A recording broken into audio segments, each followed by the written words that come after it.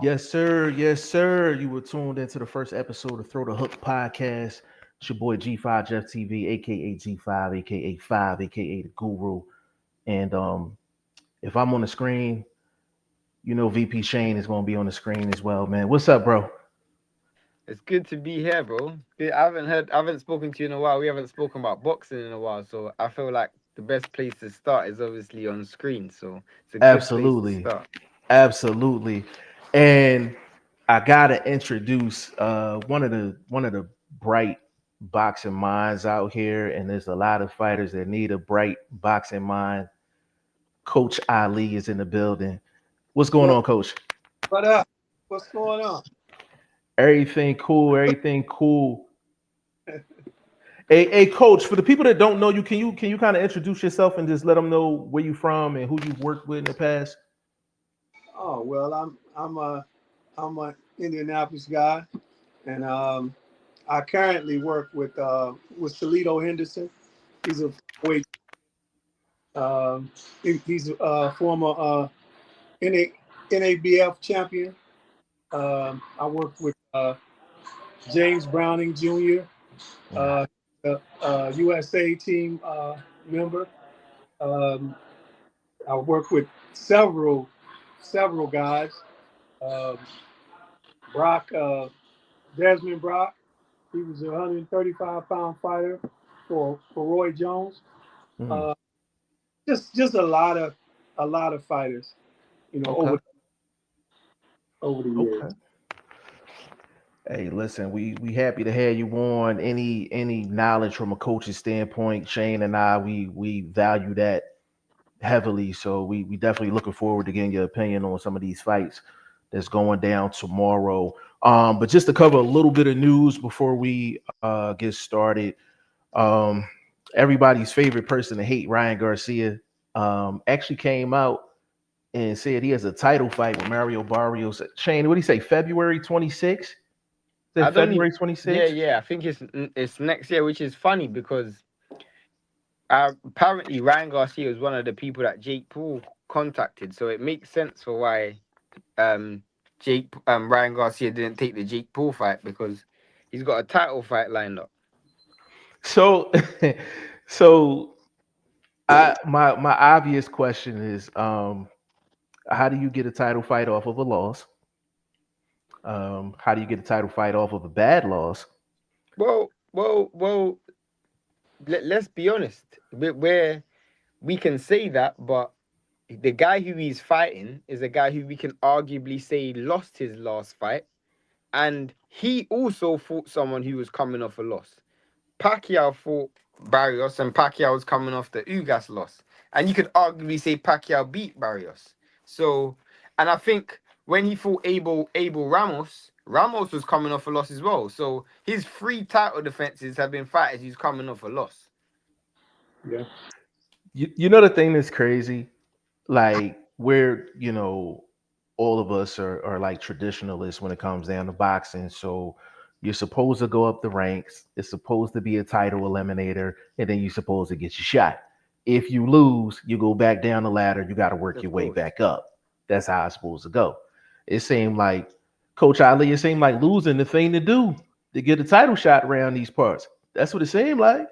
Well, if you have a large following and you're a ticket seller, uh, that's probably the move. But but for everybody else, it is a big hit on your record. Um, you definitely got to rebuild, but nowadays that's all you have to have is a big following, and and you're gonna be back on the top of things. Yeah, it's crazy. It's absolutely crazy. We got a couple people in the chat. Aaron Monique, what is going on with you? Brennan Smith is in the building. Said, "Hey people, big shout out to you, Brennan." Uh, said, "It's all money in politics." That is an absolute fact. That is an absolute fact. And Brennan Smith, I was at the Javante Davis Lamont Roach fight. That was a real good fight too. That was a real good fight. Real good fight. But Yeah, coming, yeah, with Ryan Garcia getting the title fight, like, is Ryan Garcia the favorite in that fight? I'd probably say yeah, he is. Uh, he probably is because of he's a bigger star than Mario Barrios, and he's probably the biggest draw. Uh huh.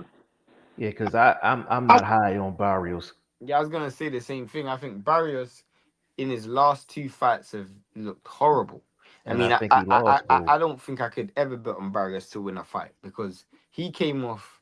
He fought Pacquiao, who hadn't fought in 3 years, and was coming off a loss, and Pacquiao Hmm. gave him the business, right. and it Yeah. was literally just speed. Like he just couldn't deal with Pacquiao's speed, and I'm like, if you can't deal with Pacquiao's speed, I don't know how you're gonna be able to deal with Hey, Ryan. hey Shane, that was a reduced speed too. Right. Exactly. Right. That was Right. he had that was Coach Ali, that was public school zone speed. Pacquiao was showing out there. You know what I mean? Very Like pedestrian. very pedestrian, yes. Very pedestrian. Yeah, he might be the worst champion in the sport, as far as It's I'm funny you concerned. said that because me and my brother was saying that the other day because like we were obviously talking about the 147 division because of Brian Norman Jr. and Devin Haney this week, and they were just looking at the landscape and it's very difficult to find a fighter that's worse than Barrios. I mean, you could arguably say his two title defenses, he should have lost both of them. He does not have a successful title defense. He won the title and he's had two draws.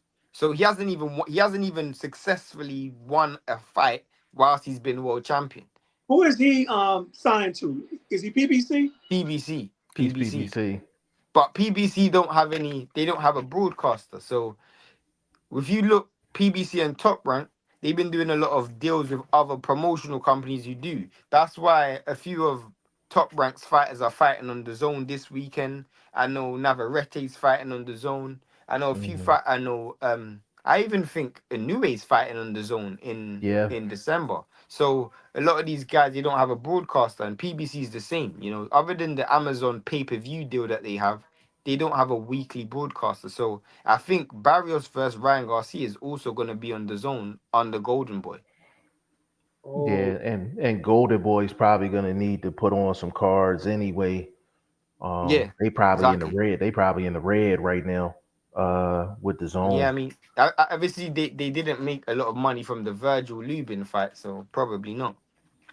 Lubin got on my nerves in that fight, yo. I was so annoyed, bro. Like I'm a Lubin fan too. Like I'm just yeah. like Well, what struck me in that fight, he immediately went against the ropes, and yes, it was a submissive position, and it looked like he just laid down.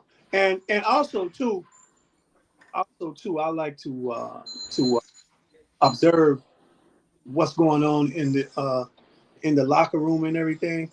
I didn't see not one person give Lubin mid work. I didn't mm, notice that. I didn't notice I that. didn't notice that, Coach. Yeah, I mean, watch the total fight. If the locker room action was filmed, um, but man, it's you know, it just looked like he was in there by himself. Hey, Coach, you can't come out to the ring with the sombrero No, and no. get slid on in the second round, Coach. You know Yeah, what I bro, mean? bro. I felt like that last week when I saw Eubank come to the ring with 50 Cent. I was like, bro, you can't come to the ring with 50 Cent Bro, listen, and listen. fight like that, bro. I like 50 Cent, but it's some people you just can't walk to the ring with. Like, remember when Tank walked in the ring with Jim Jones and Joel Santana? Yeah, I was yeah, like, yeah. I this is a remember. loss. When he went up against Lamont Roach, I said, yo, Tank might lose this fight just off of the ring walk. Yeah. just off the ring walk. I You know remember, what I I mean? remember, Adrian Broner against Jesse Vargas. He wanted to walk out the ring with Takashi 6ix9ine. Remember? Yeah. Uh, Fighters, y'all got to do a better job with your rank walks, man. If you can't figure it out, just walk out with your coach. Just walk out with your coach. Put some music on, and we good. We good. And You you know what I'm don't saying? and you don't need to spend that extra money anyway. Absolutely, Literally. coach, that can go in your pocket, coach. Yeah. That- Absolutely. Oh, we got some people in the chat. Oh, Bruce Gas in the building. He said, "Oh shit, my brothers are back." Big shout out to you, bro, Yeah, man. big shout out, bro. Adrian says, "Salute, fellas." Adrian, what's going on with you, bro? Bruce Gas said, "Lubin a shot fighter," and Aaron said that was crazy. It's I think Fondora took a lot out of Lubin in that fight. He broke his spirit in that fight. that Yeah. was a yeah, that was a savage fight. That was savage. It was like I don't think Tim Tszyu will ever be the same. He fought Barkram, bro. That guy's done, bro. Tim Tszyu's finished. Tim Like Zoo he'll was never be the done. same. Tim Yeah. Zoo is done. Tim Zoo Wow. is done, like for sure. And he was supposed to have been like the top of the top. Like, but Yeah. I think matchmaking is well, Shane, we say this all the time. Matchmaking is like 90% of the game. I mean, Matchmaking is like Absolutely. 90% of the 100%. game. And then timing, matchmaking timing, Hmm. you know, you know, Absolutely. put the right guys in front of them at the right time. Then job with Ortiz, the way Yeah, I he sidestepped Boots, Bro, yeah, I I don't don't think he's think gonna be allowed. I don't think he's gonna be allowed to sidestep Boots. I'll be honest with you. I well they want a big number. They want a big number, Shane. The zone said hey, that even the we're not even paying for the the Errol Spence fight. first that they want is saying that they don't want it because But Yeah. how you can get $10 million and you ain't even made three yet, has he? no, I don't think Nah. so. I But it, coach, do you know why Ortiz is in a problem? Because the zone, they said they're not putting up money for the Errol Spence fight. So or any fight. The money that they're putting up is for Boots. So you're gonna have to find another broadcaster for your another fight because it's Jeff. If me and you organize a fight, let's say we're paying for um an event on this channel, and then they say we don't want to do this event, we want something else. Well, you can do it somewhere else. Then you can't do it with me because I'm not right, paying for that. I, right. and I feel like broadcasters need to be a bit more. I'm glad that I'm seeing stuff like this. We see fighters fight guys who they shouldn't be fighting, and the broadcasters said no. I'm not paying for that. We rarely see that in boxing. We rarely see a broadcaster say no. If I'm putting money up, I'm putting money up for this fight. Right. And that's a great point because back in the day we had to deal with PBC, Al Heyman, and him really destroying networks by putting up fights, and the networks was just taking the fights. Yeah, I like remember Charles back, Martin, Luis Ortiz. yeah, like I'll even go back further than that, Coach Ali. I'm pretty sure you'll probably remember this, but Gary Russell Jr. is the only person to have a main event on HBO, and it was an 8 round fight Oh against a wow. Wow. nobody. Wow. That was like PBC was at like they take over stage, and Gary Russell had an 8 round fight, and it was a main event. But this is a similar. I know we haven't got to that stage of the conversation yet, but this is a similar situation with Jake Paul. I was talking to my boy, and we were like, "Why did Jake Paul take the AJ fight?" And the truth is, bro, Netflix have given him a certain amount of money and a certain amount of dates.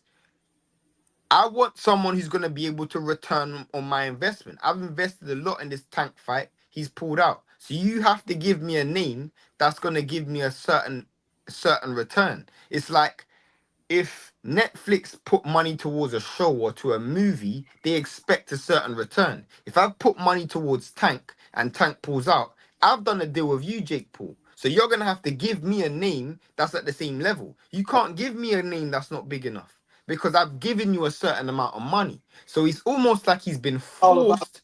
turning the returning on investment. You Exactly. It's almost like he's forced to fight AJ. I need to find some who in boxing right now, Jeff, has a big. You got Ryan Garcia has a big name. You have Canelo Crawford who could have just fought, and then you got Tank. Who else has a big name in boxing, bro? He has to find someone of an adequate name, and AJ has a big enough name. right. I wonder where the nearest hospital is. Where they fighting? They fighting in Miami, right? Yeah, Yeah, I wonder where the nearest hospital is. bro, it's got to be close. Uh, Yeah, it gotta be close. it's It, got it gotta be close. Cause when AJ land, oh my god. He can land a punch that doesn't even land. He can just land on a guard. He's gonna knock you down. Because you can say what you want about AJ. Everybody tells you the man can crack. The Facts. man can crack. Even when he gets knocked out, he got knocked out by Ruiz, but dropped Ruiz. He got knocked out by Dubois, but he rocked Dubois. You know, so he can crack, bro. man, man. I remember when Klitschko fought him. Uh, Yeah. brother, brother Bashir told me. He said Ali, AJ is going to win the fight, but he's going to get he said he's going to have to get off the floor to win it. And I said, damn, and damn if he didn't. Damn if he That didn't, man. Was Ali Bashir working with Klitschko at the time? Huh? Was Ali Bashir working with Klitschko at the time? Yeah, absolutely. I thought so because I was like, I know yeah. he was working with Jonathan Banks. So I'm like, he thought AJ was gonna win even working with Klitschko. That's crazy. Absolutely. He told me the 100% truth. Yeah. And I listen, credit to AJ for getting up too, because that was a hell of a shot he took. Yeah. The hellacious That shot. was a hell of a shot. But listen, let's get down to tomorrow. We got a huge night of fights. Huge night of fights. It's fights that we can't even get to because I know we're gonna be on live too long. Like I know Abdullah Mason's gonna be on the card. That's a good fight too. That's a Now, good that's a good fight. Very good fight. Very that's good fight. the only fight that I am concerned with. I'm not concerned with it, but it's just it's going to be a great. And I look for Abdullah to have the knockout of the night. He I definitely could. He he definitely can. The, Yeah, the the yeah. only thing, there's only one thing I want to know about Abdullah, and once I figure that out, then I know he's gonna win. I want to know how he travels under the lights. There's gonna be a lot of away fans supporting Sam, so he. well. Let me say this: Abdullah trains all over the country, and he's comfortable everywhere. He he's like an American Express.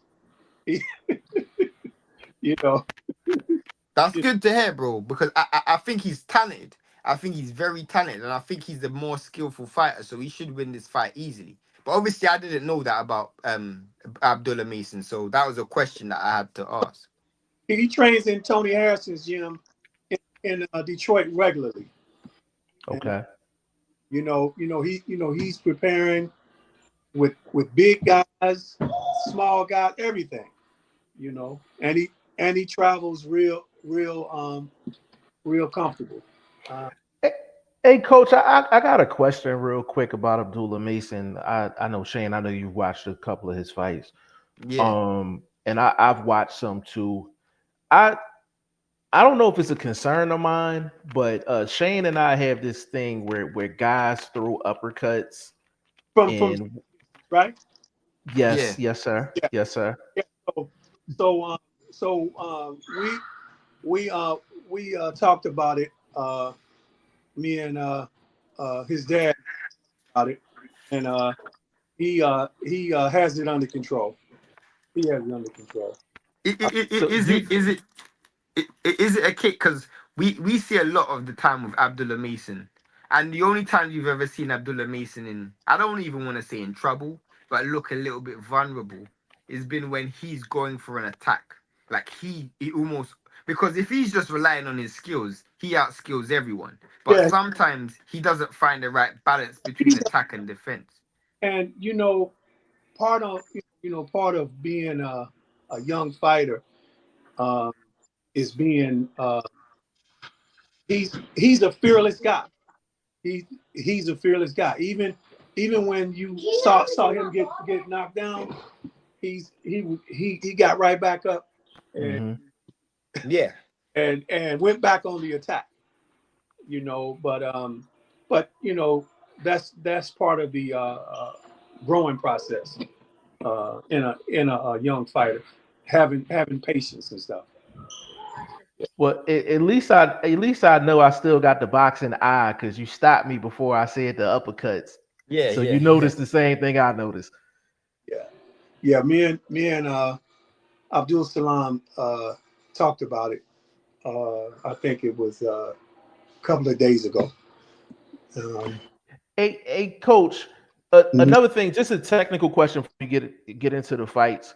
Um, how important is it for a fighter to be at the right distance when they're throwing that uppercut?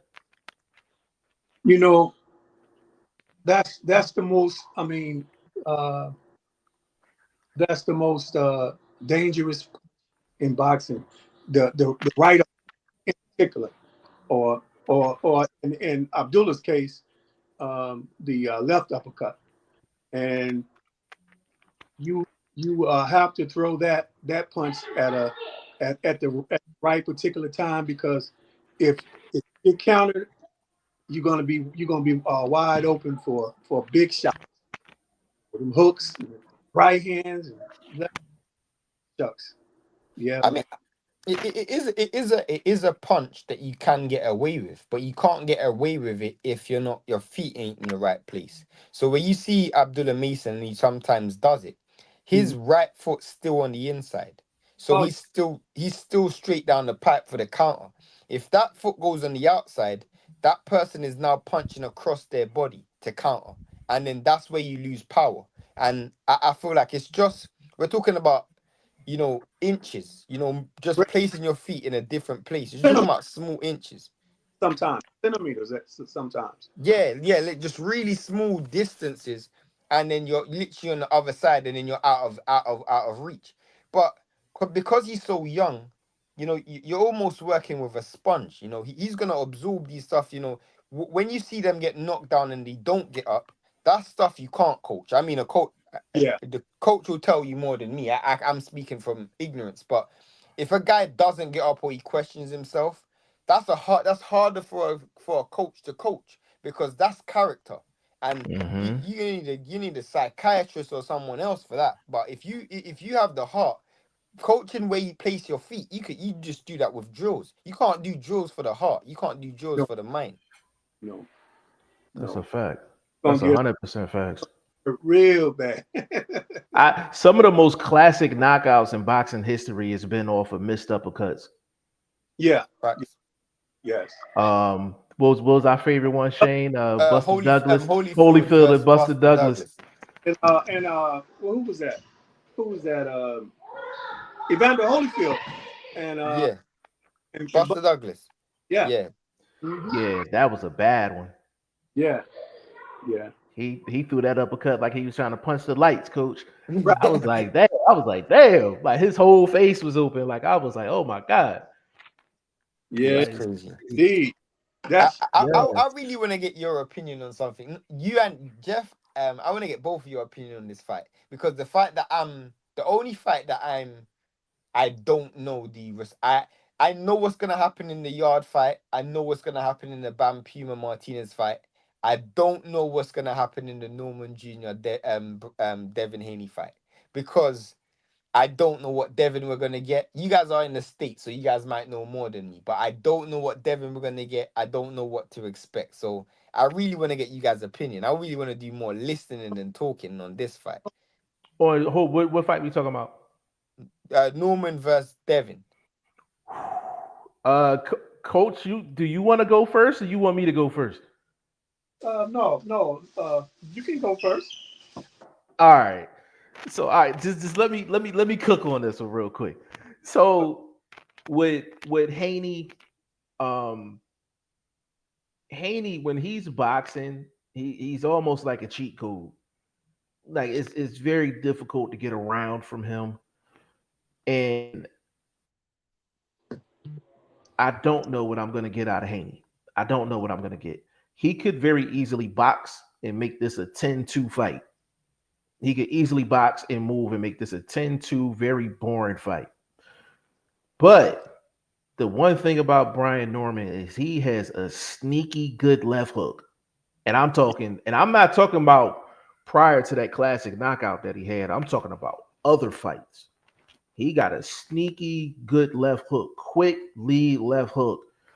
And that's what I'm curious to see in this fight because if you look at skills, Haney has the better skills. He's been in with the better opponents. He's been under the lights more than Brian Norman Jr.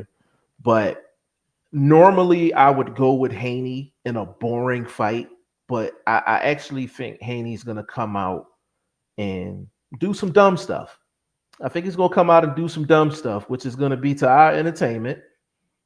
And I think Haney's gonna win, but I think he's gonna have to walk through some fire to get it. I wouldn't be surprised if he gets knocked down in this fight. Um,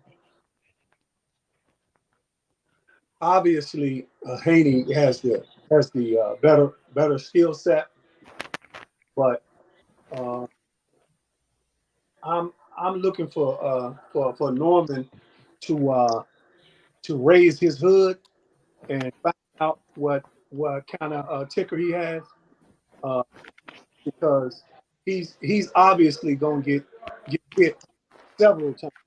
I mean, in this fight, and if he answers the bell, he's gonna win big. Um, but but B is definitely gonna raise his hood. We're gonna Got we're gonna find out what kind of because he has bad intentions for that. And You picking Devin to win or Norman? huh? You picking Devin to win or Norman? Man, that's a tough fight because how Devin has looked when he's gotten it, but Ryan is nowhere near as mean as um uh Brian.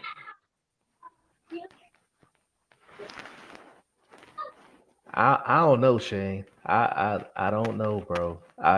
Be honest, every response. Why this fight is so intriguing is because in my head I can create a scenario why both fighters win, and they're both as likely as each other. This is why this fight is a genuine 50-50. And what I don't want to see is whoever loses the fight. I don't want people to say, well, we knew Brian Norman Jr. was no good anyway, or we knew Devin Haney was no good anyway, because I can see boxing fans do this. Because this is a genuine 50-50 fight. And I remember going into the Regis fight, people were saying it's a 50-50, and then Devin won, and all of a sudden people were saying Regis was washed. So I can see Devin winning, and people saying, "Oh, Brian Norman wasn't any good anyway." Or I can see Norman winning, and they say, "Well, Devin was damaged goods." So it's just so intriguing. I agree 100%. It's a toss up fight because I don't know that jump, coach. You know this being around the sport for so long. That jump from 40 to 47 is a monster. It is. That jump from 40 to 47 is a monster, and that them shots hit different Yeah, at 47 versus 40. They sound different. You watch it on TV, they sound different. That's a different type of activity at 147 pounds. And different. part of what makes it so interesting, Shane, is that what's gonna happen when Norman lands that shot? He's gonna land a money shot at some point during uh, this fight. He's gonna land That's a such a money good shot. question. listen, he throws that thing with bad intent. Hey, Do coach, you know why that's such a good question, Jeff? Because coach. You know that what else? You know what else? You know what else is good? I'm sorry cutting you off, Shane.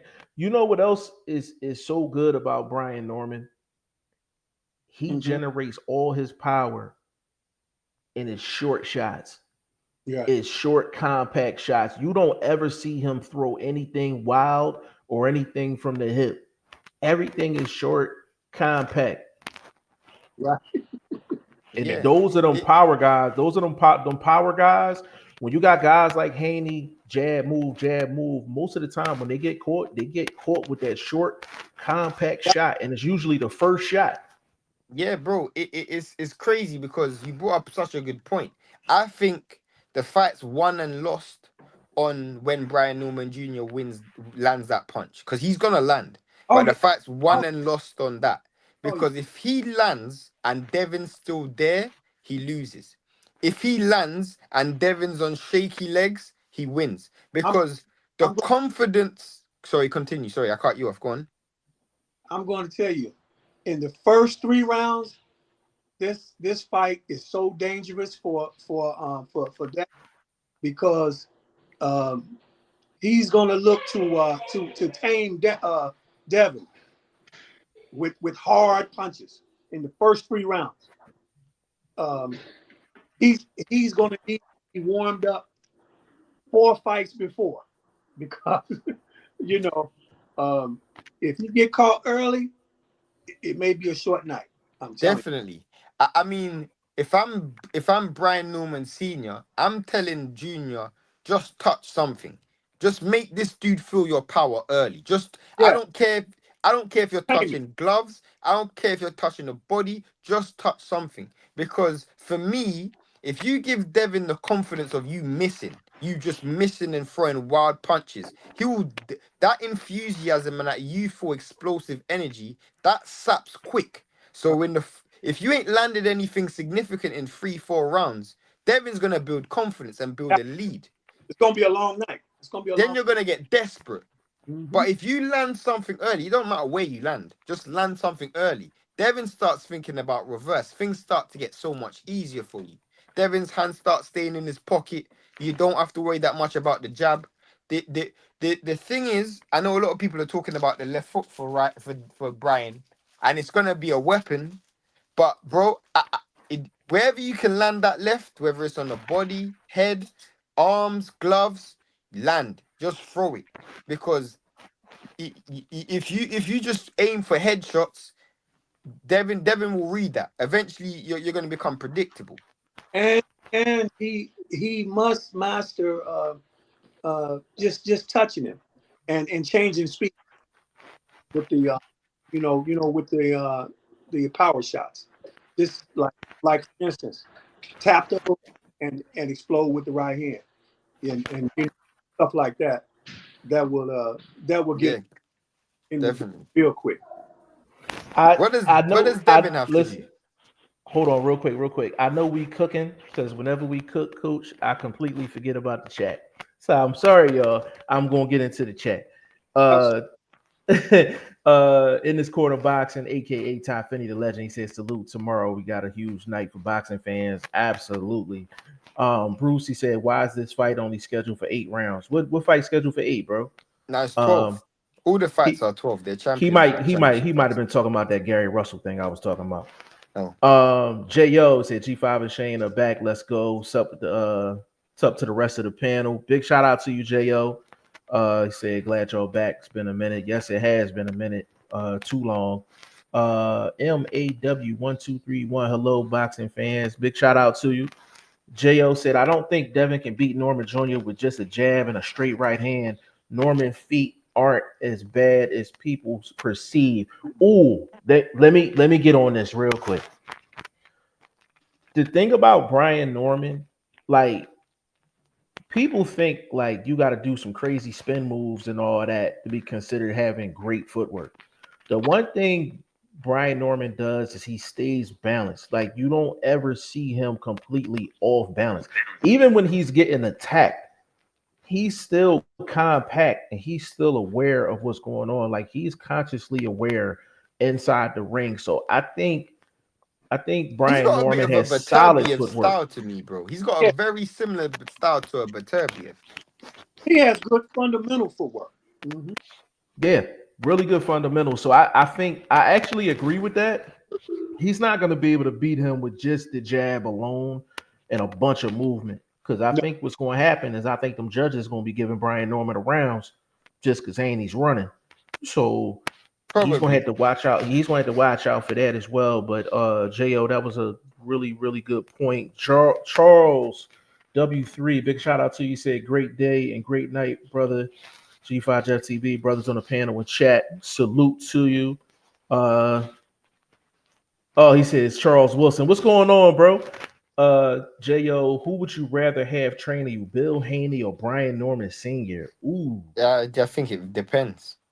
it it depends. It depends. Um, you know what? I can't really answer that because we're talking about father son combinations. So the bond that they do have is just with their son. We've never really seen them operate outside of their sons. I've seen Bill Haney with a few other fighters, but not enough for me to say like, hey, he's like a top trainer. I think he just fits for his son. I That's the think he's a hard question. significant. I think he's a significantly better manager. If you ask me who would I prefer to manage my career, I'm gonna say Bill, because I Bill's a master matchmaker and he's a great can manager. let me. I don't disagree, but Brian Norman Sr., you got to think about it. Brian Norman Jr. was in the eye of that Jerron Boots in the storm, and people were at a point where they were saying like, "Hey, you either fight Boots or we don't want to see you." And he actually maneuvered Brian Norman Jr. around to get him two other fights outside of Boots and to get him a Devin Haney fight. So he done got him three bags of money without having to run into the No, he boogeyman. done a he done a dope job as well. He done a dope job, but I just remember you talking about like working with fighters outside of their son, and I think about Terence Crawford saying that Bill Haney got him the got him The Canelo fight. the Canelo fight. I Mhm. remember Yard on the card against Benavidez. Yard got that fight because of Bill Haney as well. You know, Yeah. so I'm just thinking about other fighters outside of his son, you know, but you are right. Yeah, well, Bill Haney's a street guy with a corporate sense. That's a dangerous man. Yeah. You know what I mean? That's a dangerous man, and that's a compliment too, for brother, sure. brother, Uh, he's no dumb guy. not at all, No. not at all. Ricky Rocket, big shout out to you. He said if Norman is able to cut the ring off effectively and keep the fight in the phone booth, Dev is going to have problems. Facts. I so I think Haney it's some guys that move so much it's almost impossible to cut the ring off for long periods of time. I think when Haney's on his bicycle, he can be one of those guys. Um, I think it's very important for Brian Norman Jr. to actually keep the pressure on Haney early. Just stay close to him, stay close to him. Physical pressure, mental pressure, and get him thinking early in the fight. Don't let him move comfortable. If he Yeah. can do that, then I think because Norman's going to have to set something up for later on. He's going to set himself up for later on, and I think the first and Shane, you Well, know how I we don't do, know how Shane. good his power translates late. Who? Norman. Oh man, I, he he's the monstrous puncher. He's he's gonna take his power into the 12th round if he needs it. If he needs it. I Um, and you know another thing, Coach. I mhm, don't think he's going to really land anything to take the steam off for him to even lose his power late. exactly. You know. Yeah. Because you guys got to remember, he's coming up to 47. Brian has been in the division. No, So but the only reason I asked that question was because if Brian is loading up on shots early, that does sap energy if you're not landing, right? you know, his dad is smart enough to know to keep him on the body, touching the body, because the head doesn't. You know, the head moves, but the body don't. So No, I agree with that. I agree with that 100%. And you know another thing, Shane, to go to your question, like I don't see Norman loading up too much. he He don't have to. throws power shots, but it looks He like don't have. they're like in a natural flow. Yeah, yeah, yeah, just in the flow. The reason why I say it's because there's a lot of built up energy. So for me, when you get into the ring, it takes.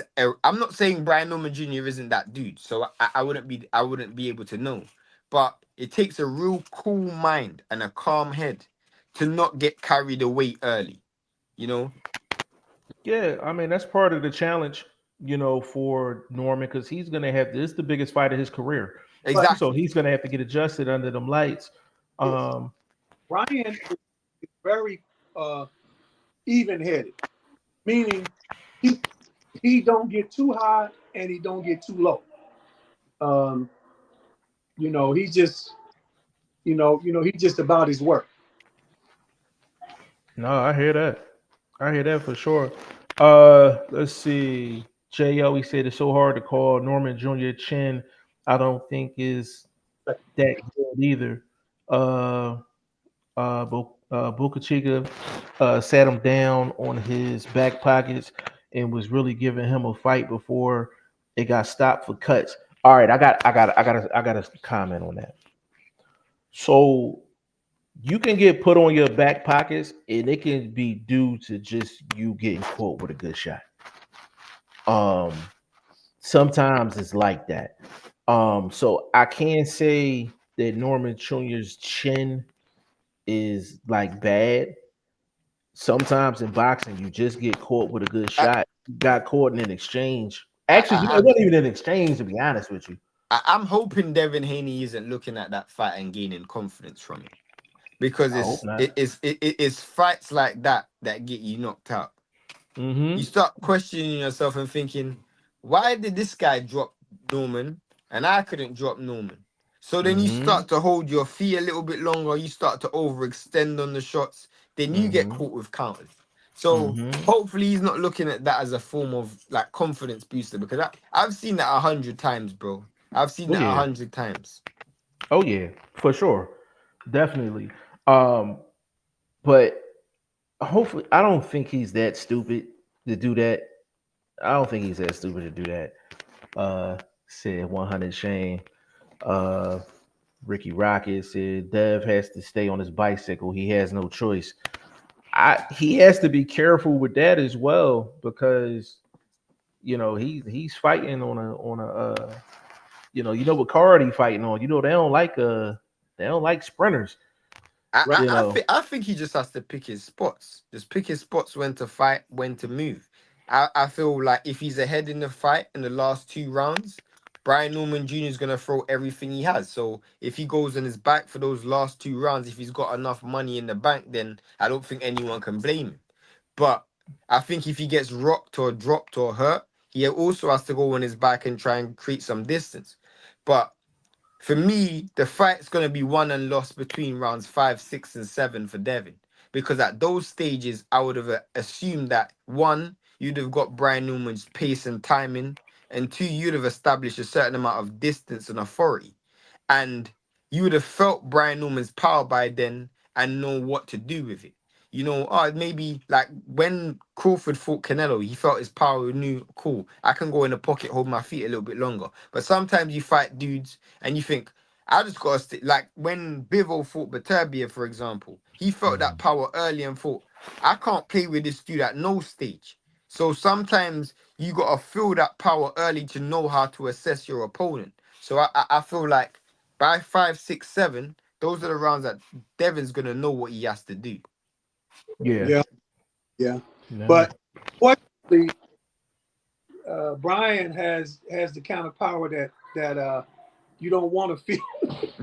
You don't, you don't want to feel that shit because in the first 3 rounds, man, Dev is going to be on a tight wire, on a on a high wire with no net underneath it. So so What do you you do already if you're Devin in the first 3 rounds? If you're if you're the coach, what are you telling Devin to do in the first 3 rounds? box, box, and I would start warming up three fights before. I want real hot and sweaty because getting caught cold, man, is woo, them shot is going to be raining on his head. I'm telling you, you know. I got my big bro in here, Mike Staten in the building. Said, "What's good, Five?" Many boxing experts consider this a crossroads fight for Haney. Can Haney do anything differently that would give him the best chance to win the fight? Um, that's a good question. Um, it's funny that you said it's a crossroads fight. Um, because when I first read it, I was like, I didn't think it was a crossroads fight for him. But in a sense, I do think it is because 147 has always been the money division, and his performance is gonna be the reason why he's either headlining a lot of cards or he might be equivalent to like a Landy Lara back in the day, where he's a really good fighter, really good skill set, but his style is not pleasing to the eye. So in that sense, I do think it's a kind of a crossroads fight for him. What can he do to get a victory? Is really, can he put something on Brian Norman to get his respect early? If he don't get Brian Norman's respect early, It's a long night. it's gonna be a long night, and that's Oh, a gonna be a fast freight night. train. It's gonna be a Oh, a long fast fight night. or a fast night. That's a freight train coming at him. That's a freight train coming at him because he wasn't crack coach. He wasn't cracking at 40. And he's got bad intentions for Devin, right? And but if Devin can box and land meaningful combinations, he could walk away with the victory. But I think Devin really, for me, has to throw a lot of stick jabs to the body and feints to offset the rhythm. I feel like the feints, because Brian's gonna try and counter with the left hook. I wouldn't. Hey, listen, I would stay away from Brian's body early uh, Mm. because of counter shots. The, So so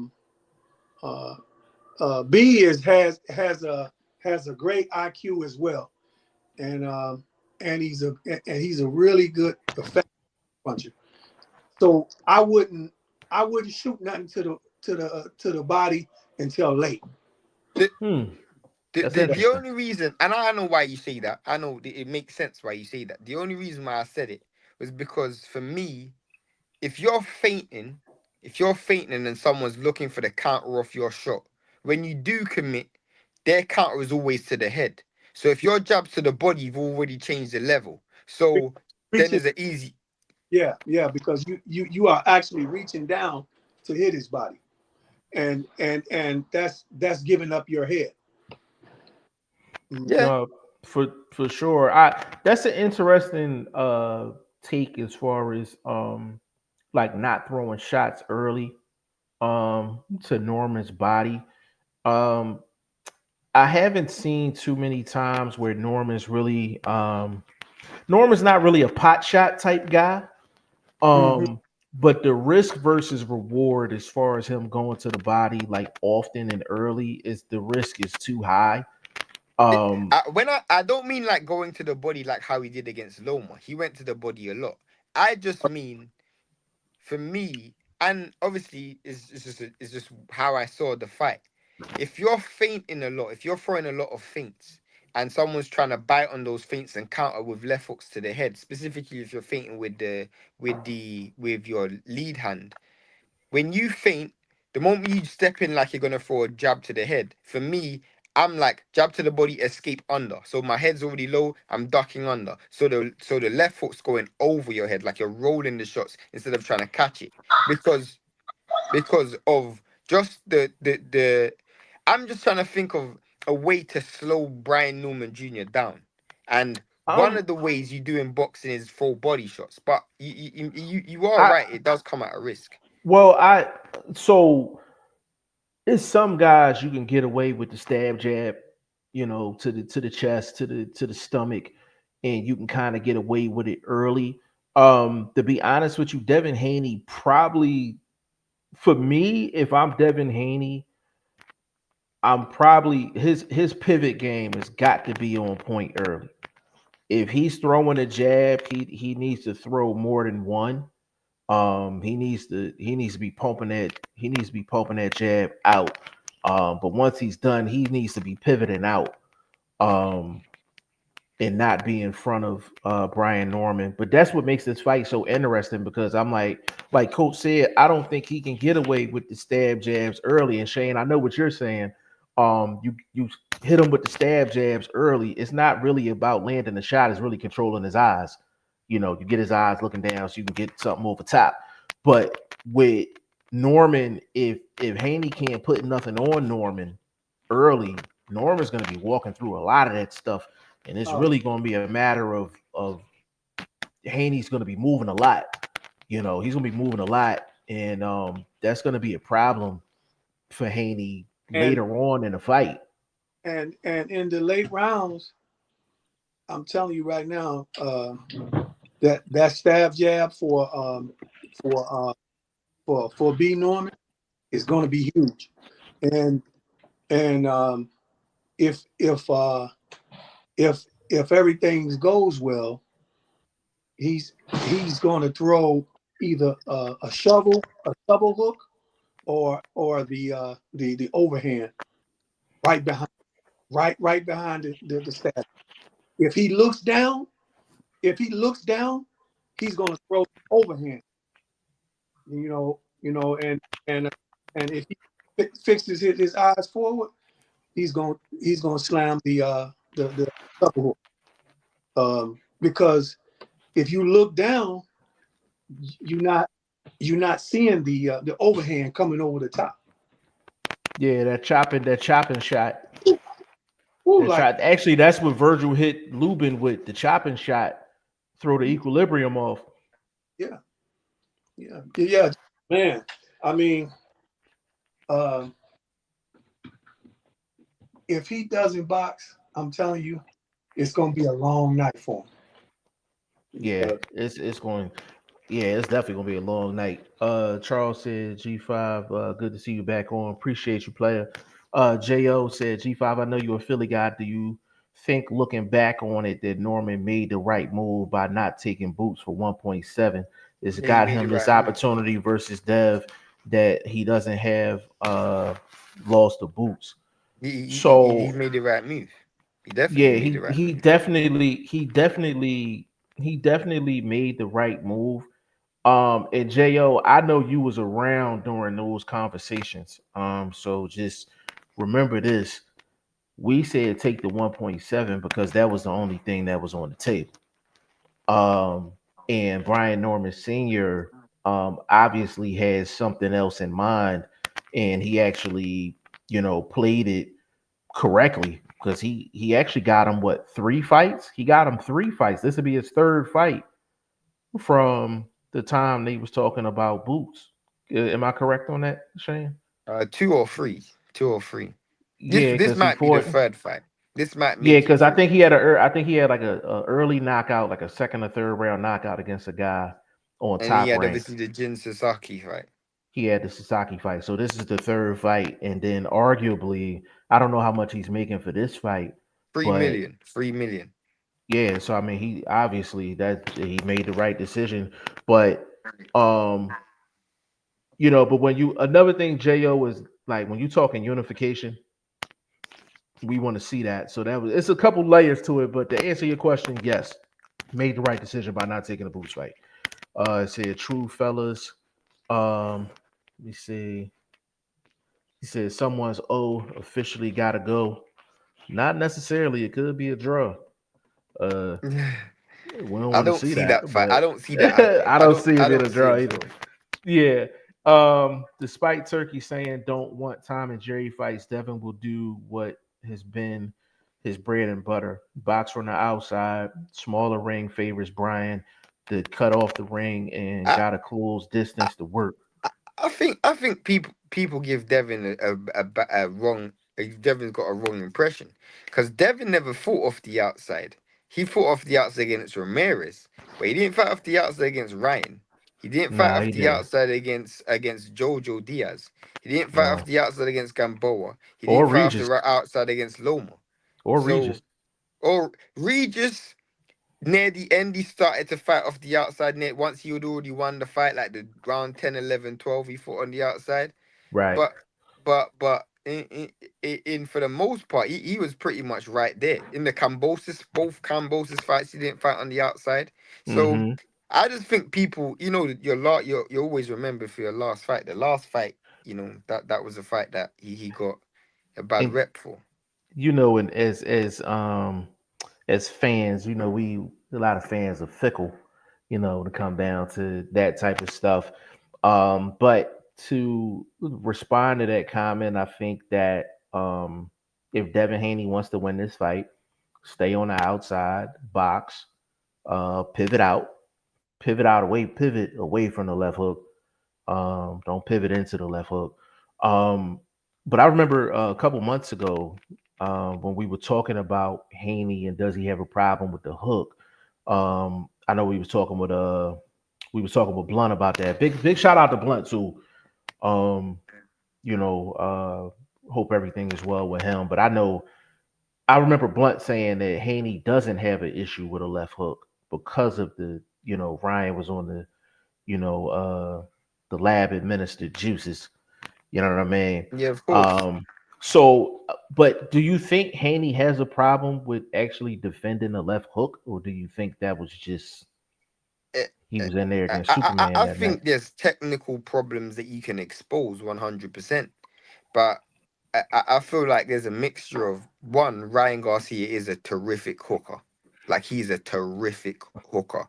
Two, Devin Haney pretty much gave him the perfect landscape to land it.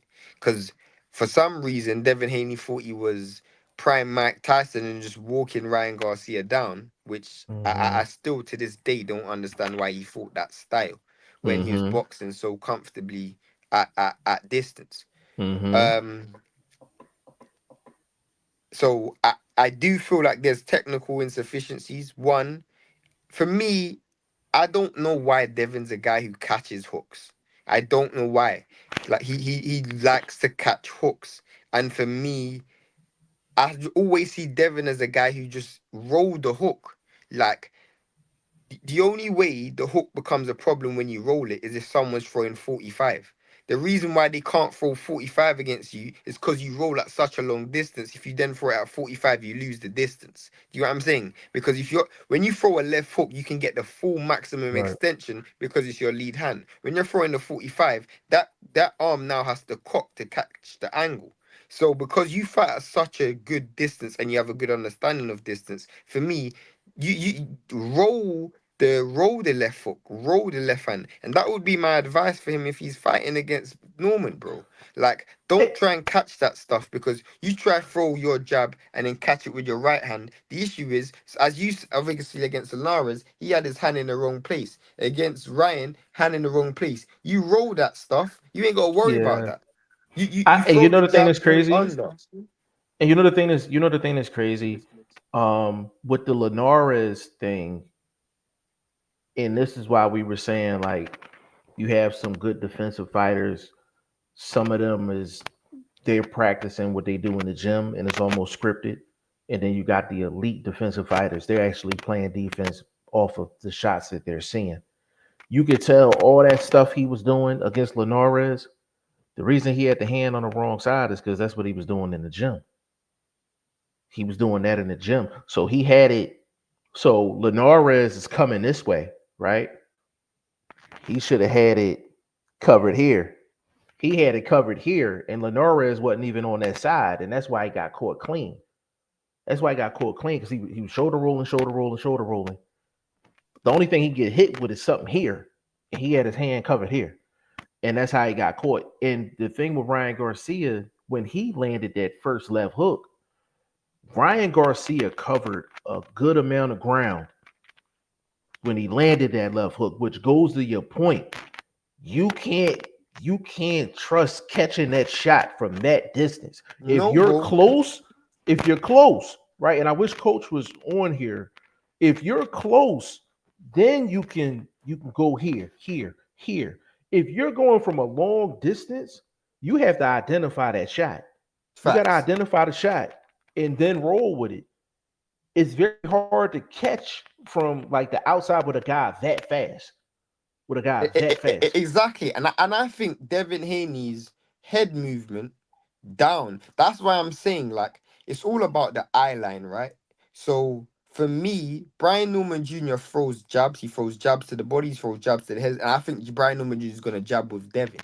I think you gotta look at it like this. Your left hand versus Brian Norman Jr. Your right hand versus Brian Norman Jr.'s left hand. Now for me, Devin's left hand in terms of the way he throws his jab is faster than Brian Norman Jr.'s right hand. So he ain't gonna have to worry about the jab being countered with the overhand right. You ain't gotta worry about that. That shot ain't gonna be the one. You Hold have on. to worry about when you throw the jab and he tries to counter with the left hook, don't go here. Roll that shot. Because if you roll that shot, it goes back to your point about being on a pivot. I'm gonna create the angle to spin you.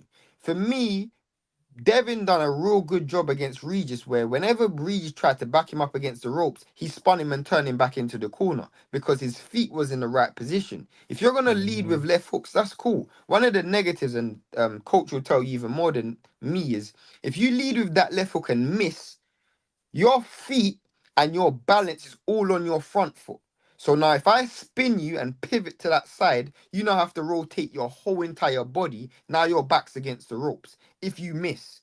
So for Yeah. me, it's like catching that left hook doesn't even get you in a good place for real estate because you can catch the left hook and that still might back you up. You roll that left hook, you can spin. Facts. Big shout out to Ty Finney, the legend. What's going on, bro? What's Salute, up? What's up? salute, salute. Listen, while I've been gone, this guy's been working. So I need for y'all to definitely subscribe to his channel. He does the one thing that I don't have the patience to do, and that is interviewing people.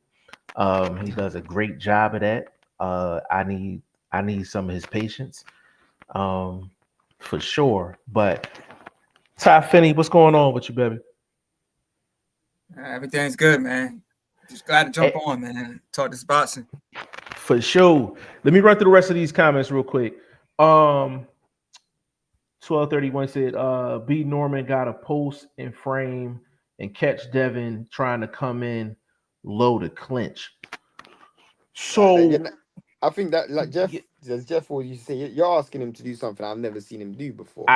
right, and that's what I was getting ready to say. Like I don't 1231. I don't.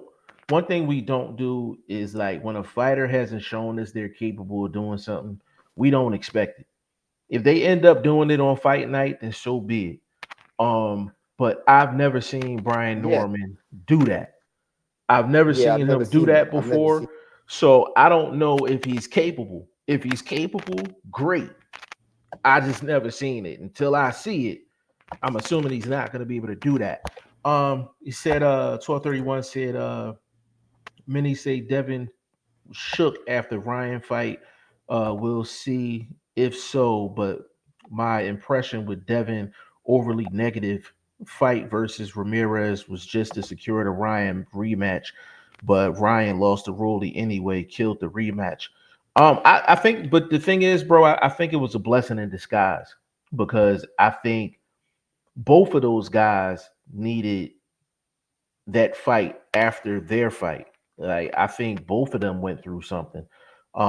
Devin Haney obviously went through something physical and mental, but I think with Ryan Garcia, I think he went through something mental as well because When you test positive for the lab created juices, and you got to go through that whole situation. But more than that, Jeff, Ryan knows if he cheated or not. You know what I'm saying? Ryan knows if he cheated. So if I Ryan, no. if Ryan not willingly within himself knew if he did cheat, let's say he did, he Mhm. knew that. So Right. that means he's got to go through a mental process of damn.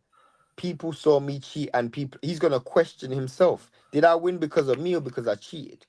Now, if Ryan believed that he didn't cheat, then he's gonna go for another mental process because he's gonna be thinking, how the hell did I get popped when I didn't cheat? So you're right.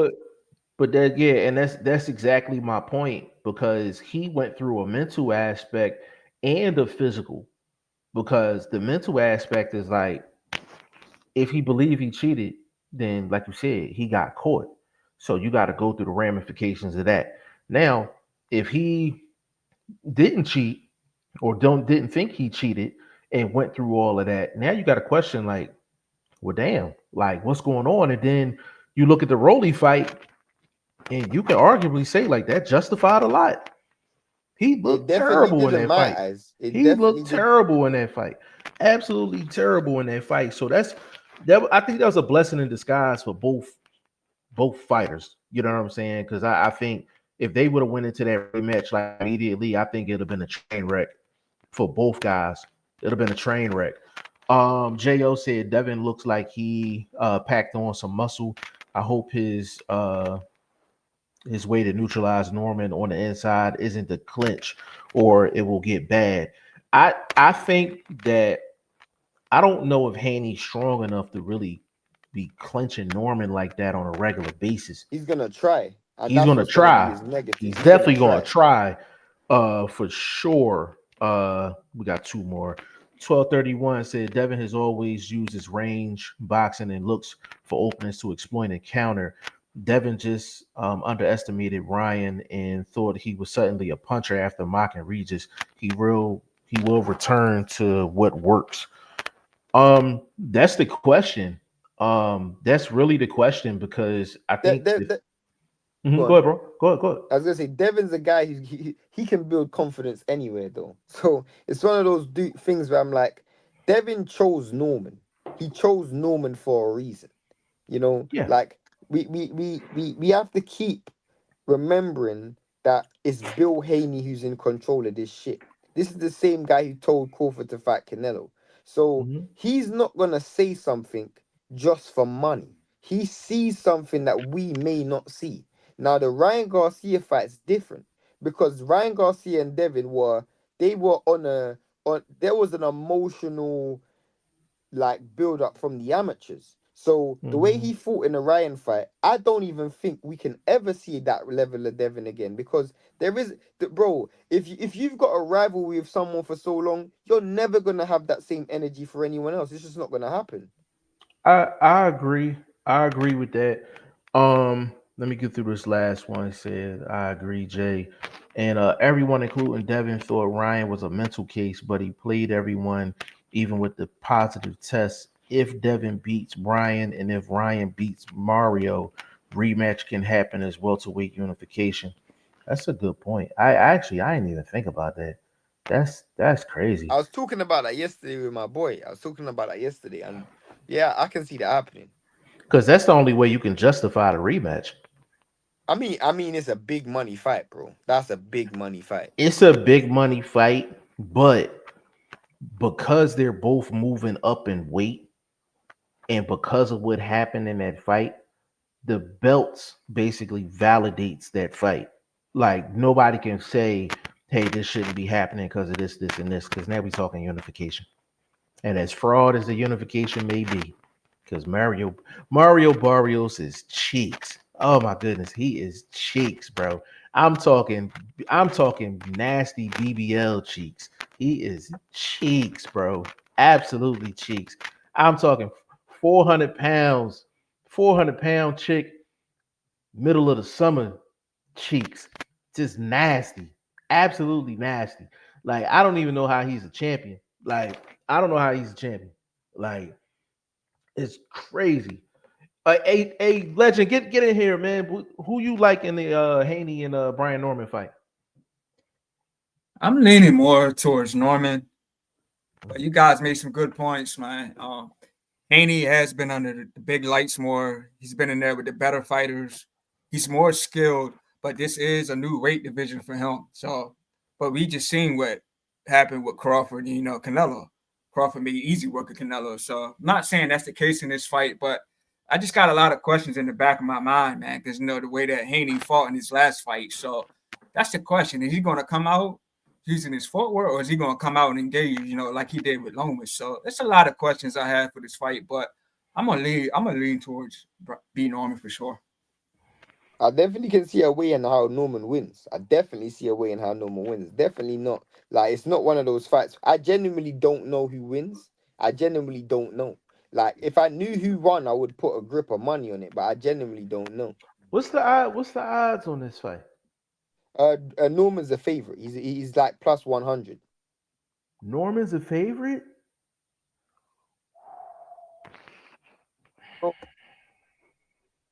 Points. I think it's 3-1.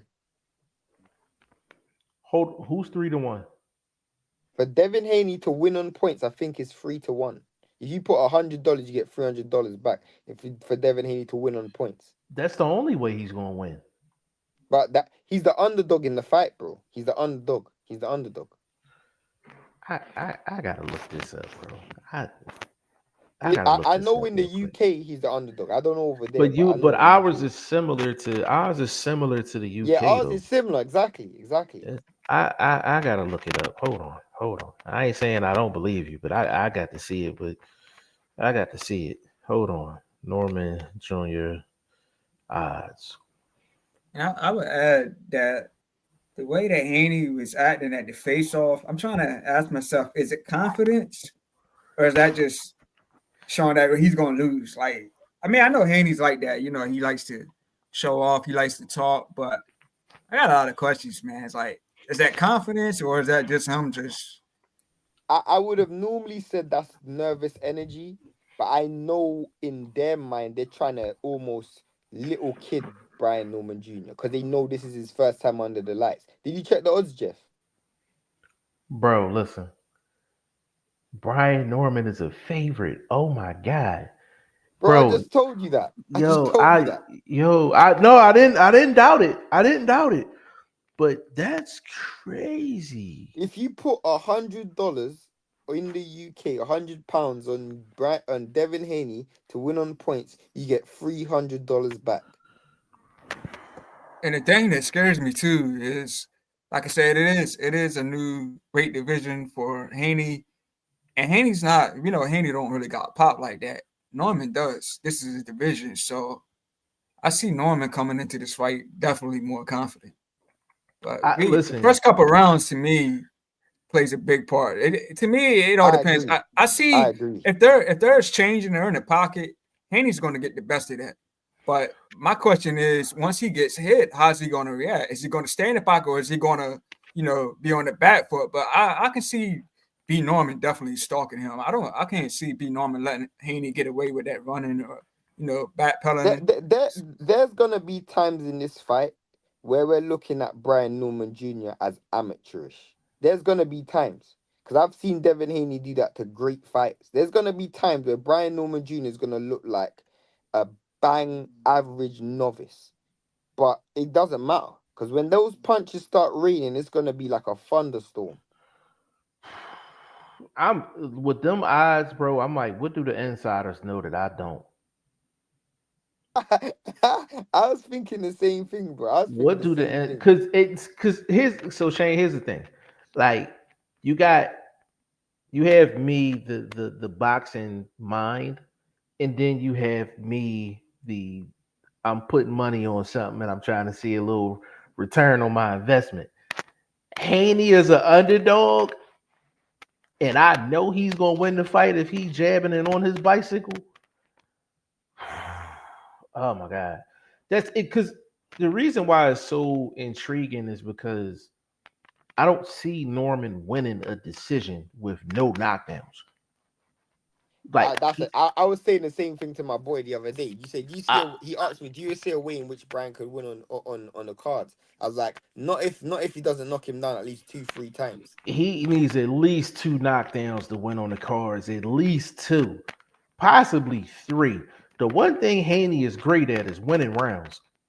Bro, He's top five in the bro, sport at winning rounds. he might be the best, bro. I was telling people, bro, if you watch the Ryan Garcia fight, this dude got knocked down in 3 different rounds and was still winning rounds. Like this guy won. He won the last round against Ryan. Like he was getting knocked down and the next round winning the round. He's probably one of the best fighters in world boxing at winning rounds. This guy could be. Do you remember when he got rocked against Linares? And the next round, he just whooped Linares. I'm like, bro, this guy is amazing at winning rounds. So there's no He way I can see Devin losing on points. Yeah, he's one of the best I've ever seen in terms of just flat out winning rounds. Um, whew. Jo said Conor Ben is coming to 47. He said that's a money fight for the winner. I want to So see if he Jay, can make 47 first. He ain't he fought in stole the 47 words in out my 4 years. mouth. Yeah, I don't see Conor Ben getting down to 147. Because he had to make a conscious effort. I'm talking about packing muscle and things like that for them two Conor Ben fights. And obviously you can't blame him because that's a legacy fight for him. Also financially, I'm sure he's set for life um with those two fights against Eubank Jr. I don't see him coming down to 47. Um I Conor Ben's crazy enough to see Boots at 54 before he'll see a Devin at 47. The one thing about Conor Ben, that is a confident individual. He is a very confident individual, despite the flaws. He is a very confident individual, and I have to give him respect for that. And I didn't think he was going to win the fight against Eubank Jr. I'm not even going to sit up here and front like I thought he was. I Um, didn't, but if I knew that version of Chris Eubank was going to be fighting, I would have bet my last pound, bro. Chris Eubank was the crappiest fight I've seen this year. and you want to know why? Because that is a 168 to 175-pound fighter. He was Like drained. he was He was drained in the drained. first fight, and he just survived it. But you could tell he was like, you know what? Let me do We this should have for the all money. we should have all taken notice as well because he made the weight this time so easy, which told me like if he struggled to make weight, I'm like, okay, this guy's trying to worry about rehydration. This Can I, guy didn't even care about rehydration. He just thought, fuck, he just thought, forget, I'm just gonna try and make weight. but you know the thing that's crazy when I seen that and this is one of the few times I've actually seen this. A guy that I'm expecting to have trouble making weight actually made the weight easy. You know what that tells me? And again, I wish Coach was on here so I can ask him this. That means that he was dieting and going through the process of making weight for a very long time, which can have a worse effect than somebody going through a couple of days and they're trying to get off 15 pounds, 20. Um, He was like probably fighting for weeks depleted. He's probably yeah, he fighting for probably was weeks depleted. yeah. I He probably tried to go about losing that weight. Probably I would say probably a good 30 to 45 days.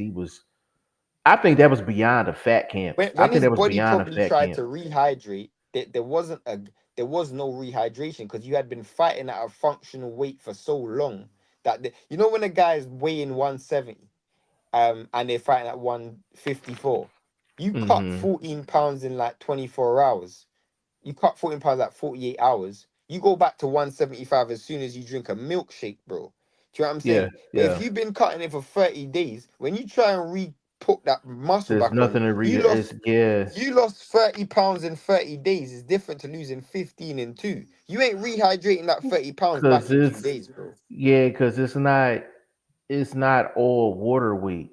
You actually went through a diet process along with the water weight. So you might have lost 20 something pounds in 30 days. It might have 10 of that might have been water weight. 10 of that might have been water weight and 20 just off a straight diet. And so when it's time for you to put that weight back on, it's not going back on the same as if you losing a certain amount in 48, 72 hours. So that you could tell he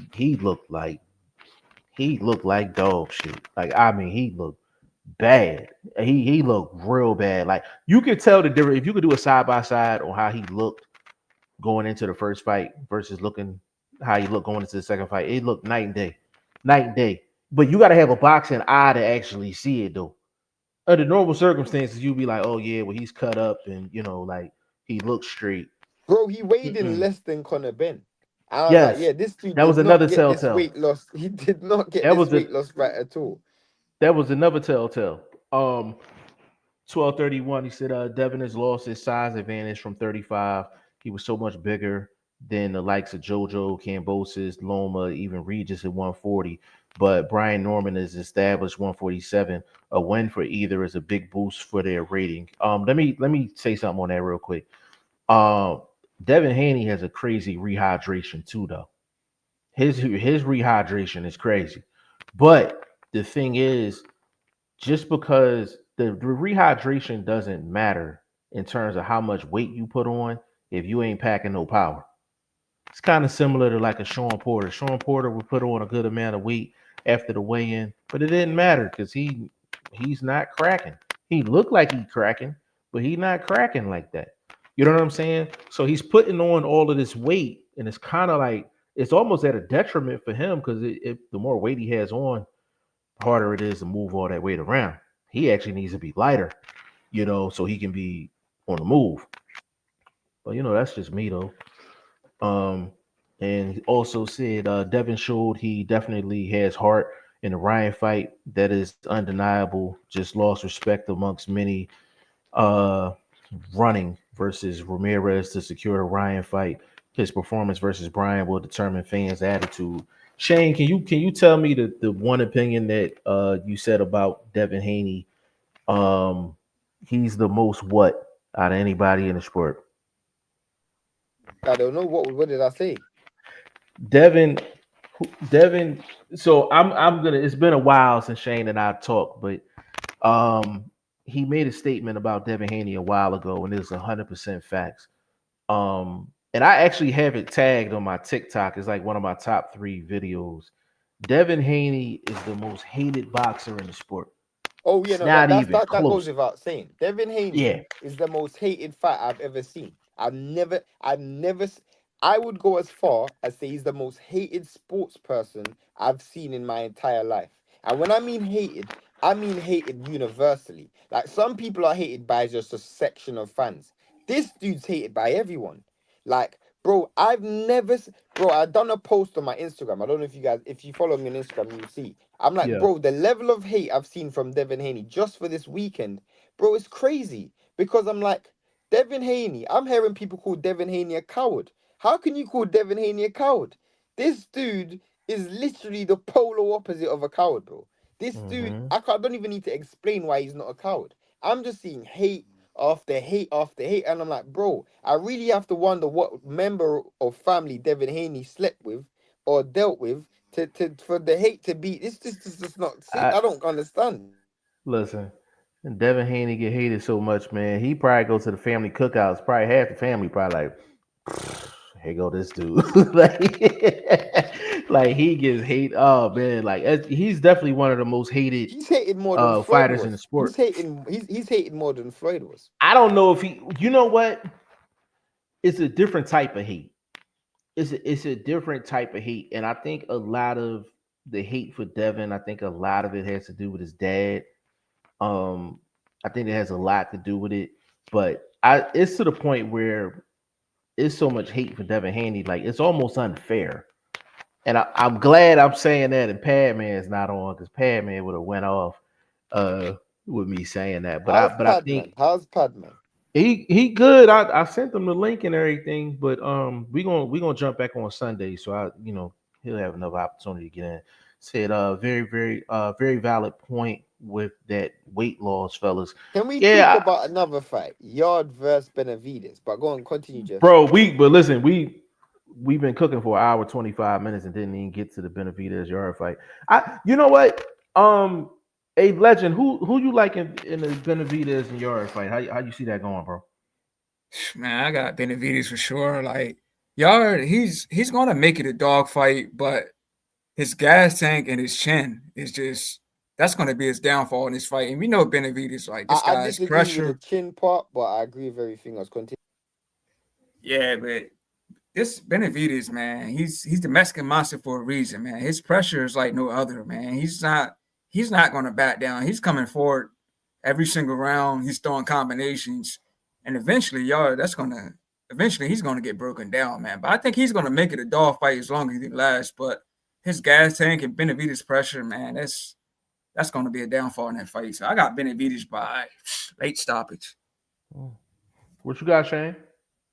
I don't think the chin's gonna be a problem. I think Yard's got a better chin than Benavidez. Um, I see Yard fight Beterbiev, and he took big shots against Beterbiev. Big shots. That fight got ended with Yard on his feet, not on the ground. So the like he took big shots against Kovalev. Both Kovalev and Beterbiev hit harder than Benavidez. It's the volume of Benavidez. I think Yard has a window of when he has to win this fight. First 3-4 rounds, Benavidez starts slow, and we historically know Yard starts fast. He starts fast, he's explosive, and he throws power punches early, like he done against Kovalev, like he done against Beterbiev. But Benavidez starts really slow. If you watch when he fought Morrell, he got dropped, he got hurt early. Morrell couldn't maintain that pace and pressure. Neither could Andrade. Andrade couldn't maintain that pressure. The difference is Yard's a natural 75. So the shots will hit different. The power, the strength will be different. And Benavidez is defensively insufficient. He's very easy to hit. The issue is once that fight goes past round 4, that's gonna be like trying to roll a dice up a hill. That's just gonna keep rolling back down, bro. It's gonna Yeah, keep rolling back down, bro.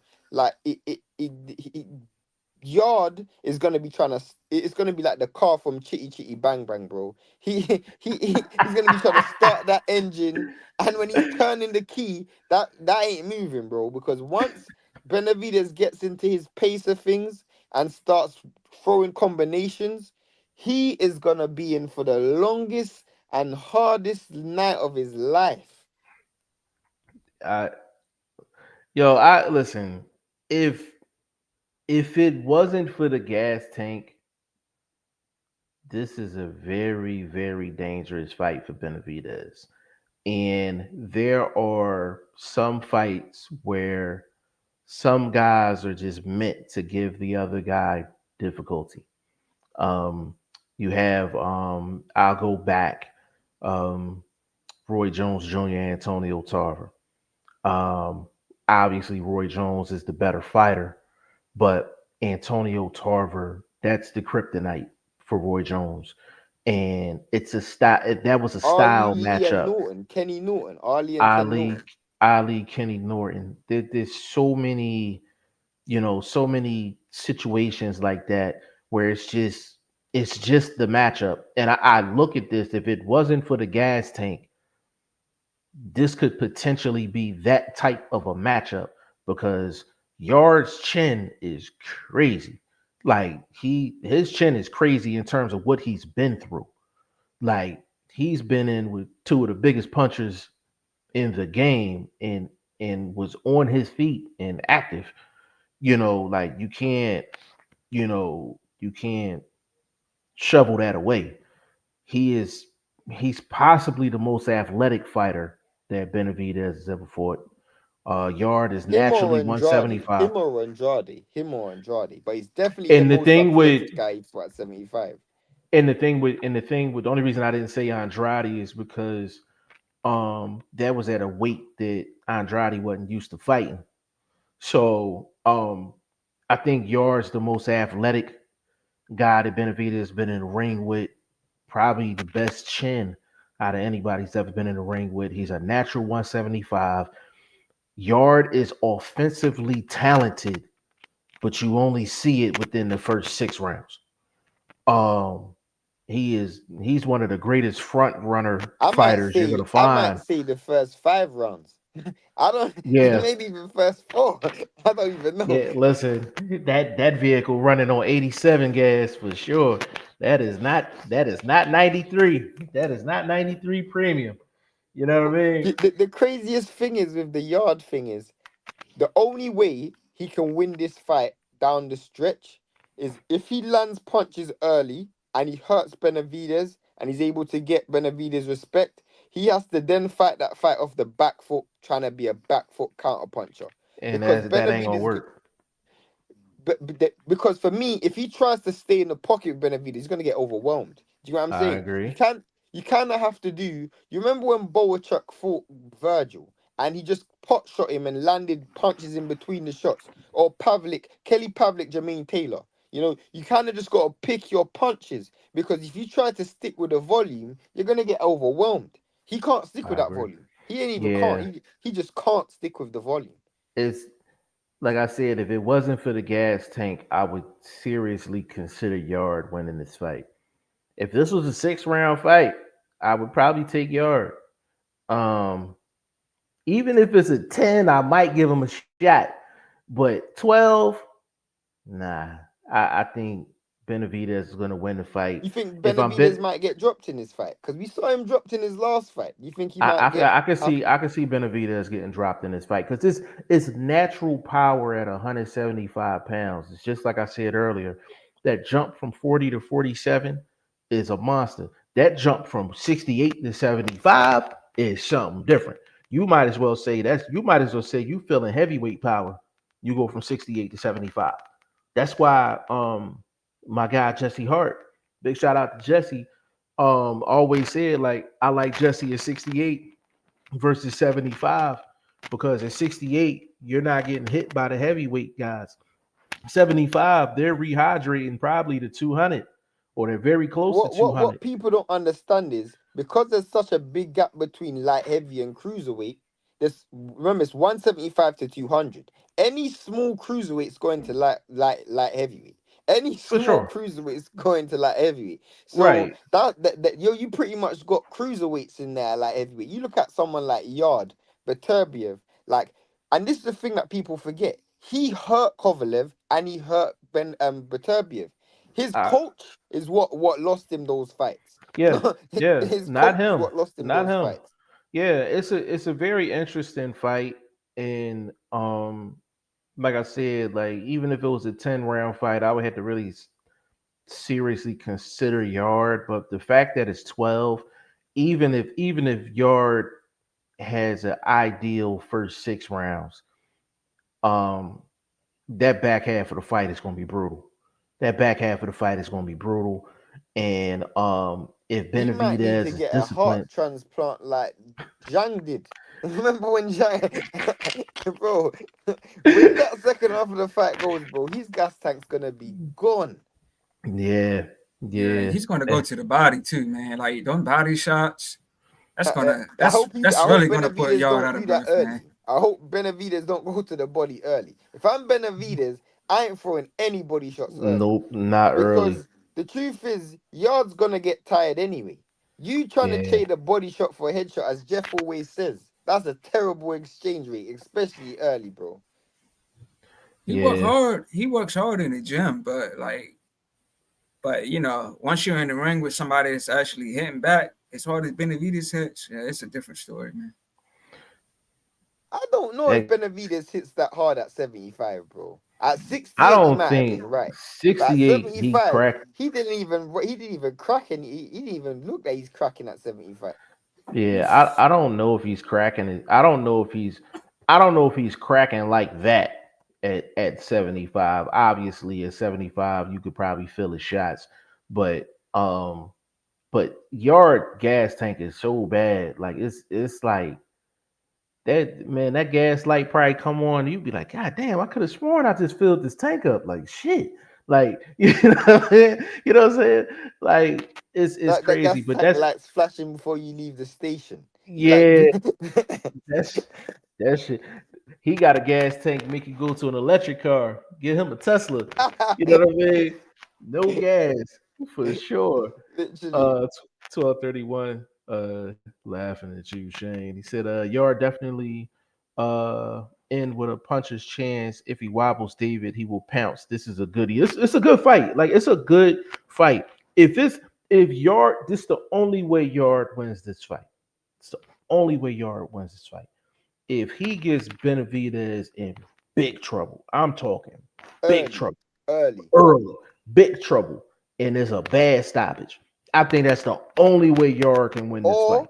Or if he gets Benavidez in big trouble early and Benavidez is gun shy from that point, because Benavidez never been rock like rock. You know, like 75 wobbly legs rock.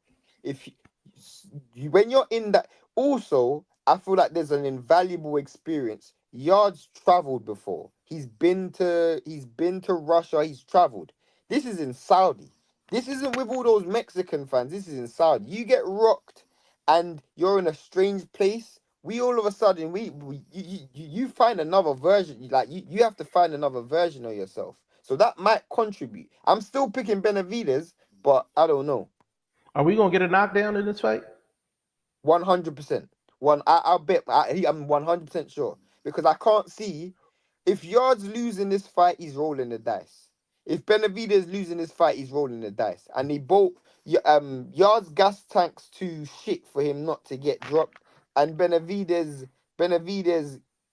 Yard hits hard, bro. Yard hits hard. Like Yard does hit hard. He doesn't. He's not pillow fisted. You know, Yard might just have to. He might just have to. You know, you know how Hearns and Hagler fought the first 2 rounds, and it was Yeah, you might be right just. about that. You might be right. I That's a I good think point. Yard best chance is the blitz Benavidez first 4 rounds and roll the dice. Hagler Hearn style. Yeah, Hagler facts, Hearn style. If facts, he don't get him out of there in facts. 4 rounds, just try to make it look good for fans. You know what I mean? Literally, Like, I'd be like, yeah, bro, that's a great point. Blitz this dude in the first 6 rounds, hit him I with would say blitz everything him. you got. Yeah, blitz him. Give it everything you got. And then if he's still standing there after 6, all you can do is be like, oh man, I tried. You know what I mean? Unless he find a gas tank somewhere, but you usually don't find it at an older age because Yard's like in Yeah, his 30s, right? 33, 33. and he's had some tough fights as well, bro. He's had some tough fights, bro. Yeah, they don't sell stamina on the shelves. Not on in the on the not on the legal shelves anyway. You know what I Literally, mean? you better go get that Ryan pack or the Reynoso Yeah, pack or that Ryan something. pack. Yeah. 1231. 1230, you cooking tonight. You in the chat. Said what the heck is Andrade doing? Dude been inactive since lost to Benavidez. Would love to see Demetrius India versus Plant or a Charlo, but needs work ASAP because it's time running away on him. I so 1231. Under normal circumstances, I would usually agree with you, but a lot of these guys that hasn't been in the ring a long time, I don't want to see them back in the ring against a known fighter and we get a crappy fight. Like I need to see them in the ring against somebody. Show me that you still got it. So I'm not wasting my time. So let's just take what you put down. Let's just say they give us Andrade and Charlo. The whole build up is going to be this fight should have happened 8 years ago. And the build up is going to be annoying to me. And then if It's the gonna fight be is like a annoying Kell too, Brook Amir Khan fight. yeah, like I don't want that. I actually need him to get in the ring with somebody that has a pulse. Show me that you still got it. Show me that you still want to fight. Yeah. And then I will invest like my time into a fight like a Andre versus Plant or Andre versus Charlo. I'm just not you're not gonna get up off the couch after a couple years and get my attention. Like I'm just not like I value my time a little more now than I did probably 2, 3 years ago. Like I'm just, you're not gonna steal my time. And I'm an Andrade fan, Shane. You already know that. You know what So I'm saying? Andrade's my guy, I'll bro. say this, man. I really rate Andrade. I mean, his fighting style is so underappreciated, but Yeah. Andrade's a prime example of what when boxing goes wrong. You know, when Hmm. boxing goes wrong, he's like a prime case of what he achieved and what he should have achieved and who he is and what era he was in. You think about the fact that he was in the Charlo era. He was with the likes of Danny Jacobs, Golovkin, Canelo, Saunders. Callum Smith, all of these dudes, Benavidez, and he never really got a lot of marquee fights. It's when boxing goes wrong, bro. Facts. Man, Yeah. I Go was just ahead. gonna Go ahead, add, Lester. man, that I saw an interview and Andre said this wasn't an excuse, but he was saying leading up to the Benavidez fight, how his brother and his mom were in the same hospital. Like his brother was on one floor and then his mom was on the other floor, and he had to like go through camp. He would go to the hospital and then he would go through camp, and he said that was weighing on his mom, I I his brother and his I mom in the I, hospital. I don't believe that I don't believe that didn't happen, but I don't think that made a difference because if you go and watch that fight back, Demetrius Andrade probably gave the best account of himself for the first 4 rounds, bro. Benavidez was getting lit up like a Christmas tree. That dude was getting hit with 4, 5, 6. Go. I would advise anybody, please go and watch the first 4 rounds of that fight. Andrade was throwing some punches on Benavidez. He was backing He got that game plan right perfectly. He Watch the first 4 rounds of that fight. Please. Don't take my word for it. Just go and watch it. Bro, Andrade was lighting this dude up. And then he got caught with a shot that changed the fight. And as Jeff said, he was fighting at a weight that he shouldn't be fighting at. Because those punches hit different. Those punches hit different up there. Yeah. And you're 100% right. Um, if anything, Andrade was motivated. Like that might have been the best 4 round performance Andrade actually put on in his Ever. career. I'm Facts. talking Facts. offensively. Like, I mean, he's landing a bunch of shots and he's pivoting out. He's getting out of the way of the smoke. I Please go like and watch that fight. you Please. couldn't script it. You couldn't script it no better than what Andrade did with Benavidez the And first four why it was rounds. so interesting is because in the corner he had Andre Rozier in the corner. And I remember that was the first fight him and Andre Rozier was working together. And I'm like, bro, Andre got this game plan perfect. Like, bro, I beg someone go watch that fight I, back. and you Bro, know it what was happened when you watch that fight after the first 4 rounds, and it's another thing with fighters too. Fighters get drunk off of success. They get drunk off of success in the ring, and you have to determine whether you're gonna have a long night at the office or not. And I think what happened with Andrade, he was having so much success in the first 4 rounds. He was like, "Oh, Benavidez trash. I got him. I got him." And don't when you have a fight like that and you have so much success in the first 4 rounds, because I mean you can make the case. I mean, Andrade's up 4-0. He's up I, 4-0. yeah, I had him up 4-0. me as He's well. up he's up 4-0 in that fight. But you gotta think, okay, I gotta fight for the long haul. So yes, you're having success, but you gotta have respect for Benavidez as well. You're not gonna be able to get away with that for the full 12. You're not gonna be able to get away with that for the full 12. So the great fighters, what would have happened is after them first four, now you know Benavidez is gonna start pressing. Now, pot shots. And bro, That for jab to the the for the chest, next 2, 3 rounds, I would have just moved. I would have just used my legs, bro. jabs, movement, and pot shots. If he'd have did that for round 5 and round 6, and then went back to what he was doing from 7 on, it's a possibility he wins that fight. But Andrade ain't never looked that good in the first 4 rounds of any fight. Bro, It's, he was I was cooking. I remember He watching was that cooking. fight with my brother, and I thought Benavidez is a load of shit. I was looking at Benavidez like he was just trash, bro. I'm like, this dude is getting pivoted on. He's getting like he was literally getting dunked on. And I'm like, bro, what is am I in a parallel universe? Why is Benavidez getting hit with these shots so comfortably? And Right, right, right, and right, right. then that fight just switched. It reminded me of when Canelo fought Amir Khan.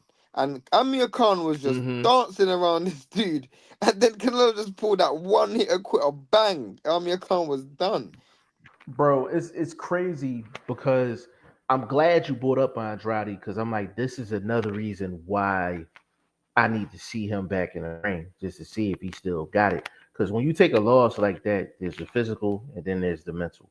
That's why when people talk about Earl Spence and if he's coming back, I really don't care if he's coming back or not. But if he does come back, I don't want to see him come back and fight a Fundora. I don't want to see him come back and fight a Virgil Ortiz. I want to see him come back and fight somebody that I know if you beat him, okay, cool, we got something. I'll give you this. If Spence wants to come back, fight a Erickson Lubin.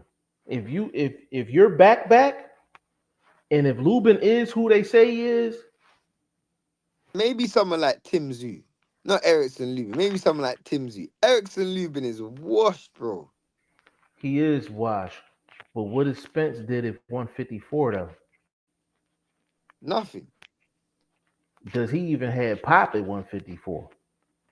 Bro, every question mark you can ask about Spence is justified. Every single question. You can ask But that's every question. why but that's why I said a Lubin. Only because with Lubin, okay, Lubin just got stopped, right? Lubin has a name, so they'll be able to get away with it. Also, you know what? Lubin talking about something. He going up to 160. Scratch that. I'll do a Tim Zoo. I'll do a Tim Zoo. You know what? Give me a Tony Harrison. Give me a Tony Harrison. Tony Give me Harrison will Errol be good. Spence. Tony Give me. Harrison will be the only thing about Tony Harrison will be a safe bet because Tony Harrison ain't gonna knock you out and make you worry about your chin. But He Tony's will gonna give you the rounds as well. Tony Harrison will be good. older Tony Harrison ain't really moving around. He right in front of you. He right in front of the camera. You know what I'm saying? I know. I He remember right when in front of Tony it. Harrison fought Tim Zoo. I watched that His, fight. I was like, Tony Harrison, you are an embarrassment, bro. That was embarrassing. Yeah, that was Tony terrible, Harrison man. last yeah, Tony Yeah, Harrison last fight. He he was was slumped over the ropes, getting caught with yeah. them big shots. Man, that was bad. I mean, I know J Rock's at 160, but I mean, that would have been a J good fight Rock's for Errol another. as well.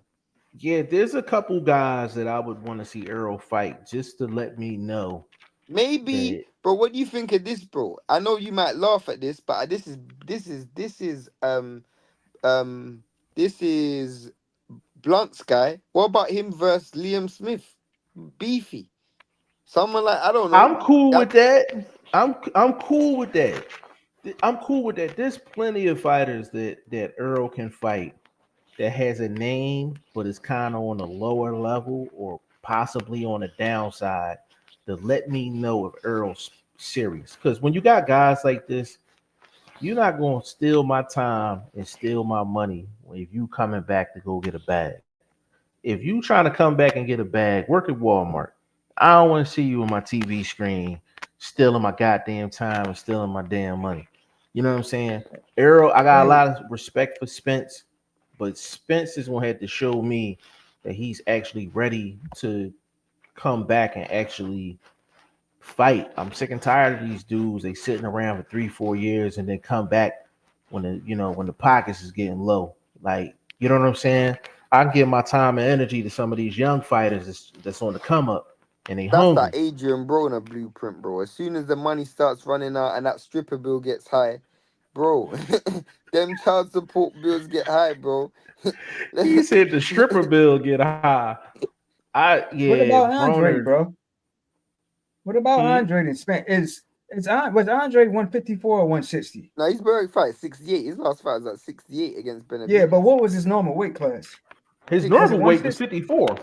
His normal No, So his weight was welterweight 54. what class about was Spencer? What 54. about Spence and Andre? No, Andrade ain't making 54 now. That was like 10 But is years Spence ago. making 54? Bro, he's saying he's made. Well, that's a good question. See, I told you every I question about listen. Spence is I seen justified. I seen some I seen some Spence picks, and I don't know if they were recent, but if they were recent, he looked like he had some of Mama's cooking. I didn't see When one. you, I didn't see 154 in them picks. when you say I, he's closer to a Jake Paul opponent, yeah. I mean, he looked like he could fight Caleb Plant more so than somebody at 54. But yeah, I think it's a lot of fights out there for Spence for sure. Said Yard harder puncher and Benavidez. This guy jumps in late. Ivan my God, Robinson, what is oh going my God, on? oh Man, my God, big yo, man, salute. I apologize. I was out all day with the wife, and I just happened to come to the market with her, and something said, "Go through your phone." I go through your phone, and I see you guys on. How y'all Big guys doing, salute, man? bro. Big Hey, salute, bro. Big bro, salute. listen, I like you a legend, like No, I'm not, man. for Stop all sure. that, no, man. I Just a no regular dude. listen, Uh, you a all right, legend. Hey, whilst we're here, let's not waste any time. I want to get your you prediction for Brian Norman Jr. versus Devin Oh, Haney. I want to man, get your prediction. talk look, to us, yeah, talk to us. you might not like my predict. It's a bunch of predictions that can happen in this fight, man. One, I really haven't seen Brian Norman fight that much, but every time I seen him or seen clips of him, he knocking somebody out. So evidently, the guy got some decent power. And I've been watching Devin Haney for God knows how long. You know, Devin Haney is very smart, man. Don't get it twisted. Devin Haney is very smart. I think he has a little better IQ than Brian Norman too. So I'm expecting Devin Haney to get hit with some big shots, but I'm not expecting Devin Haney to go away though. I'm expecting him to be right there and do some of the things that he's always done, man. Hit, hold, get out the way, make Brian Norman fall over some shots, trying to hit him and countering off of it. I think it's gonna be a great fight though. I really do. So I'm edging with Devin Haney. Hey, coach, quick question, because we was talking about this earlier. Do you think Haney has like a fundamental problem with the left hook, with the lead left hook, or do you think that was just a Ryan Garcia thing? And two things come out of that too. Of course, we all know that Ryan Garcia has a great left hook. I mean, a great left hook. I'm just wondering how fast it is. And I believe that it can be stopped. I believe that it can be countered. I exactly think that you cannot get hit with it, but you have to be on point with doing what you're doing. You can't get lackadaisical in there with a guy like that. You can't get lackadaisical in any fight. So you have to be on top of your game at all time and get ready. Um, Now I don't think it's nothing that nobody can really be too much worried about. Hasn't Ryan Garcia moved up in weight now? Yes, sir. Yeah, they both at Uh, so, 47. They so, both at so I, 47. now we, so now we really see how quick Ryan Garcia hook is and how much power he's taking to that 147, 140 pound 147. weight class. Whatever you want to 147. do. 147. Hey, And then you got a lot of big hitters in 147, man. A lot of big hitters. coach, and you notice because you moved up in weight like in your career. Like, can you explain like that jump from 40 to 47? Like, how big of a jump that is for a fighter? But it depends on you. It depends on how you hold your weight. Can you withstand the pressure of losing the weight? And sometimes people don't understand you do lose power. It does exhaust you. It does make you feel tired at times where you don't want, but I would say that's anyway, but we talking about 47. I mean, that's just what it is. I mean, you get exhausted, you try to make weight all the time, you constantly beating yourself up to get the weight down. Then when you finally get the weight down, you done did so much absorbing by getting yourself down to that weight that it really takes a lot of time for you to get back in physical fit form and be ready. Like a lot of people think just because if you got a rehydration clause in your contract, guys think that you can rehydrate overnight. Sometimes you can, But in other times you can. If you're fighting a 12 round fight and you've been losing weight forever, and then you finally make the weight the night of the fight, but you fight the next night for the fight, you're not recuperating. You're not recouping all 100% of your power back. You might be lucky if you get half of it back. Somewhere along the line, you're gonna die out. Either your punching power gonna run, your speed gonna run, or your flexibility gonna go. You're not gonna be moving as sharp as you used to. You're not gonna be able to get out the way of shots. Something's gonna go. And trust me, a fighter that knows about it, knows what it is about that. I can't even be on for too much longer. Obviously, there's a massive time difference. I'm in the UK, but I want to ask you, obviously, your final prediction on Benavidez Yard. Obviously that fight's also tomorrow as well. So what's your prediction on that? I mean, right now, to be honest with you, Benavidez is probably a real hot prospect. I mean, he's up there. He's up at the top with Boots and Shakur and Devin and all those guys. Um, I think actually, it's just my opinion because you only asked for my opinion. I think that Benavidez actually took some time to himself in his camp and with his family and well, not his family, I mean his team rather. That's his family. His team. I really think he took some time. He sat back and he really sat down and watched what it is to become a boxer because Benavidez don't do nothing but jump on you and throw a lot of punches. I think he getting to the point he's getting older. He can't. I can tell you that at a certain age, you don't max what you used to do when you was young. Like all them punches I was throwing with Gaddy, I can't throw them damn punches no more. You know what I'm saying? So I know Benavidez got to slow down some, but what makes Benavidez still dangerous is he can punch. People don't think he can punch, but he can punch. Um, I think he actually took time to go back to the drawing board, learn more upper head movement. I don't know if his feet were gonna get any better because a lot of times you don't go into boxing with bad feet and then all of a sudden you have great feet. That don't happen. So I don't really see him too much becoming too much of a You boxer. think the travel will cause him a problem? Like the fact that he's traveling all the way to Saudi in a new Yeah, country, you think that will cause him a problem? yeah. Sometimes that does cause a fighter problem. Like when I went to spar with Constance Zoo and over in Sydney, Australia.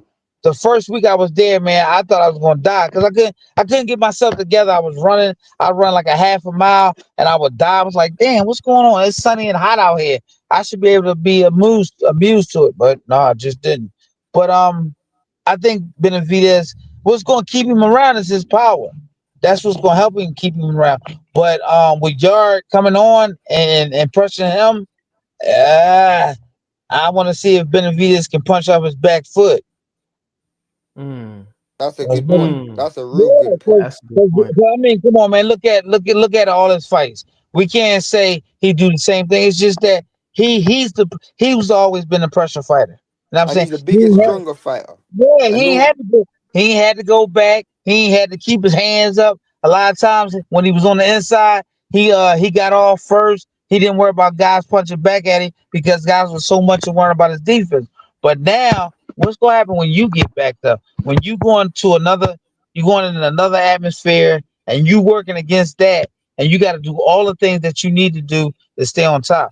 I want to see how well he is off his back foot. If he knocked Yard out off his back foot, I might disappear. Y'all might not never catch me again. Hey, coach. Last question because we gonna get up out of here. If you're Haney, Uh, what are you telling him to do to win this fight? it might sound funny coming from me because I wasn't that type of guy. But like I said before, Devin Haney has a good jab. He probably has one of the best jabs out there right now. He can if he can offset Brian Norman with his jab, he need to throw combinations. I know y'all ain't gonna like me with this. That joker need to hold. Yeah, I ain't gonna lie to you. I mean, and sometimes tapes speak volumes of certain fighters, and then sometimes tapes don't speak volumes of fight. Like for instance, when I fought Gaddy, when they called me for the Gaddy fight, I took the fight, but I didn't really think about watching the fight because I seen Gaddy a couple fights before, so I knew the fight. But when I actually went and sat down and watched the fight, and I seen him fight Gabriel Ruelas. I was Mhm. like, man, I'm in the motherfucking war zone. I don't know what the hell to do. But I was just so accustomed, and everybody knew that I was a great boxer. That's the only thing that I worried about the whole time in camp was just boxing, boxing, boxing. If Devin Haney goes out there with that mind frame that he's gonna box, punch, and hold, he can get away with it. He get away with it. As long as Brian Norman don't catch him with nothing flush or clean and hard, then it'd be a different story. But one thing I just hope Devin don't do, because we all do it. I did it too in the Getty fights. I did it in the Jesse James they have fight. I did it in the Chavez fight. Excuse my expression, we don't get big balls. He don't go out there and try to please the crowd, please us, please the sports writer, and go out there and running something that's going to end his career. Hey, before we roll up out of here, I just got one last question, and I remember we talked about this a while ago. Might have been over a year ago. How quick did HBO call you after you beat Gotti? How quick they call me? They ain't let me get out my dressing room. I mean, they let me go in, but they didn't let me come out. And then when I did get out, I mean, I had Jim Lampley, I had Brian, hold on, Jim Lampley. Who was this other guy? I forgot his other guy, but it don't matter. I had Jim Lampley. I had damn, what's the dude name? The guy from New York, the matchmaker. He's a promoter from New York, the big guy. I forget his name, but they was just knocking all on my door, having wanting a rematch fight, and I guess the guys doing the same thing with these guys too. It's just that it's different from when I was coming up. When I was coming up, and when I came up, they kind of like said certain things, but nowadays they like throwing these things at these fighters. Like they throwing millions of dollars at these guys, saying, "Yo, we want y'all guys to fight this, that," and some of the guys are taking them. Some of the guys are avoiding them and saying they want more money. It's just totally different now, guys, than what it was when I was coming out. Yeah. Hey, coach, we gonna get on out of here. I'm jumping. We jumping back on Sunday. So if you wanna, Sunday, I'll got you. shoot I'm you on a Sunday. link, and Got you. we can chop it up. Yeah, All bro. right. 100%. I It's got always a pleasure. It's always a Hey, pleasure. man, Man, it's a pleasure. yeah, man, it's a pleasure, me guys, talking to you. And please stop that bullshit, man. When I'm,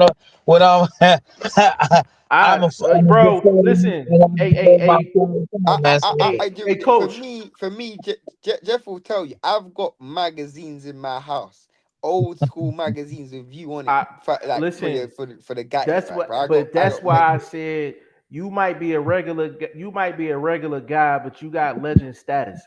You understand what I'm saying? The stuff you was doing in that ring, you got people right now that are watching. I showed my son your fight with Gotti. Like I got my son in the boxing now, and that was one of the fights that I showed him. So I appreciate you it. might be a regular guy to you a legend to us at the end of the day, man. Thank you. I Always appreciate it, remember that. guys. Always. Man, and Always always remember that. remember, y'all always believe me. All you gotta do is call me, and I'm there no matter what. Yeah, Sunday we cooking up. We gonna watch these Dope, fights dope. tomorrow, man. It's gonna be Okay. great, man. But All I'll definitely get with you and we'll chat Sunday, okay? right. Y'all guys All take care. Thanks again. right, Dope, bro. All right, peace. Peace. Ivan Robinson, man. dope. We going. Let me just Shane. I promise you, 2 minutes. We out of here. Um, hold on. 12:31. Maybe Andre losing time trying to get a big fight for a big bag. I agree, Jeff. Andre needs activity ASAP, tune-ups to stay active and stay in the public eye, build up to the bigger fights. I agree. Um, let me see. Compliment King said, peace. What's going on with you, family? Um, 12:31. He said, I wanted to see Andre versus Canelo for 160. Bro, we ain't gonna get into that. Me and Shane was talking about that, bro. Canelo just he said, Jeff, I agree. Get a tune up, Earl. Jamel too. Andre already said he can't shrink back to 160. Said Jamel versus Jamel would have been at a catch weight at least that time I checked. I'm cool with catch weight fights too. Whatever works, man. Norman, Judah, big shout out to you, player. Said Norman Senior told Brian when he was getting beat up by Randall, he said you'll figure it out. Tim Bradley said if he can't get on the inside, what else does he have? To be honest with you, bro, that's why it's crazy that he's a favorite in the fight. Just about to put a grip. I'm about to I got about well Shane, we got to talk about that off camera. I don't want to talk about what I'm putting out there. Judah said, Tim said that boy look ordinary. I listen, that's what makes that fight so interesting.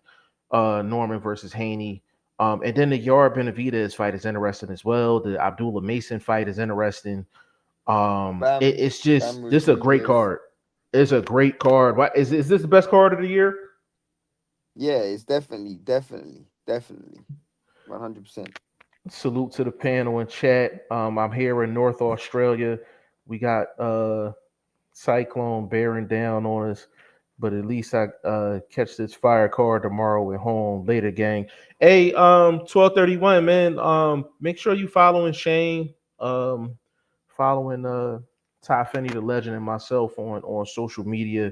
We'll be back on Sunday. Probably what's that? 12, 1, 2, 3, 4, maybe 4 or 5 o'clock your time, Shane. So we can definitely talk about the fights.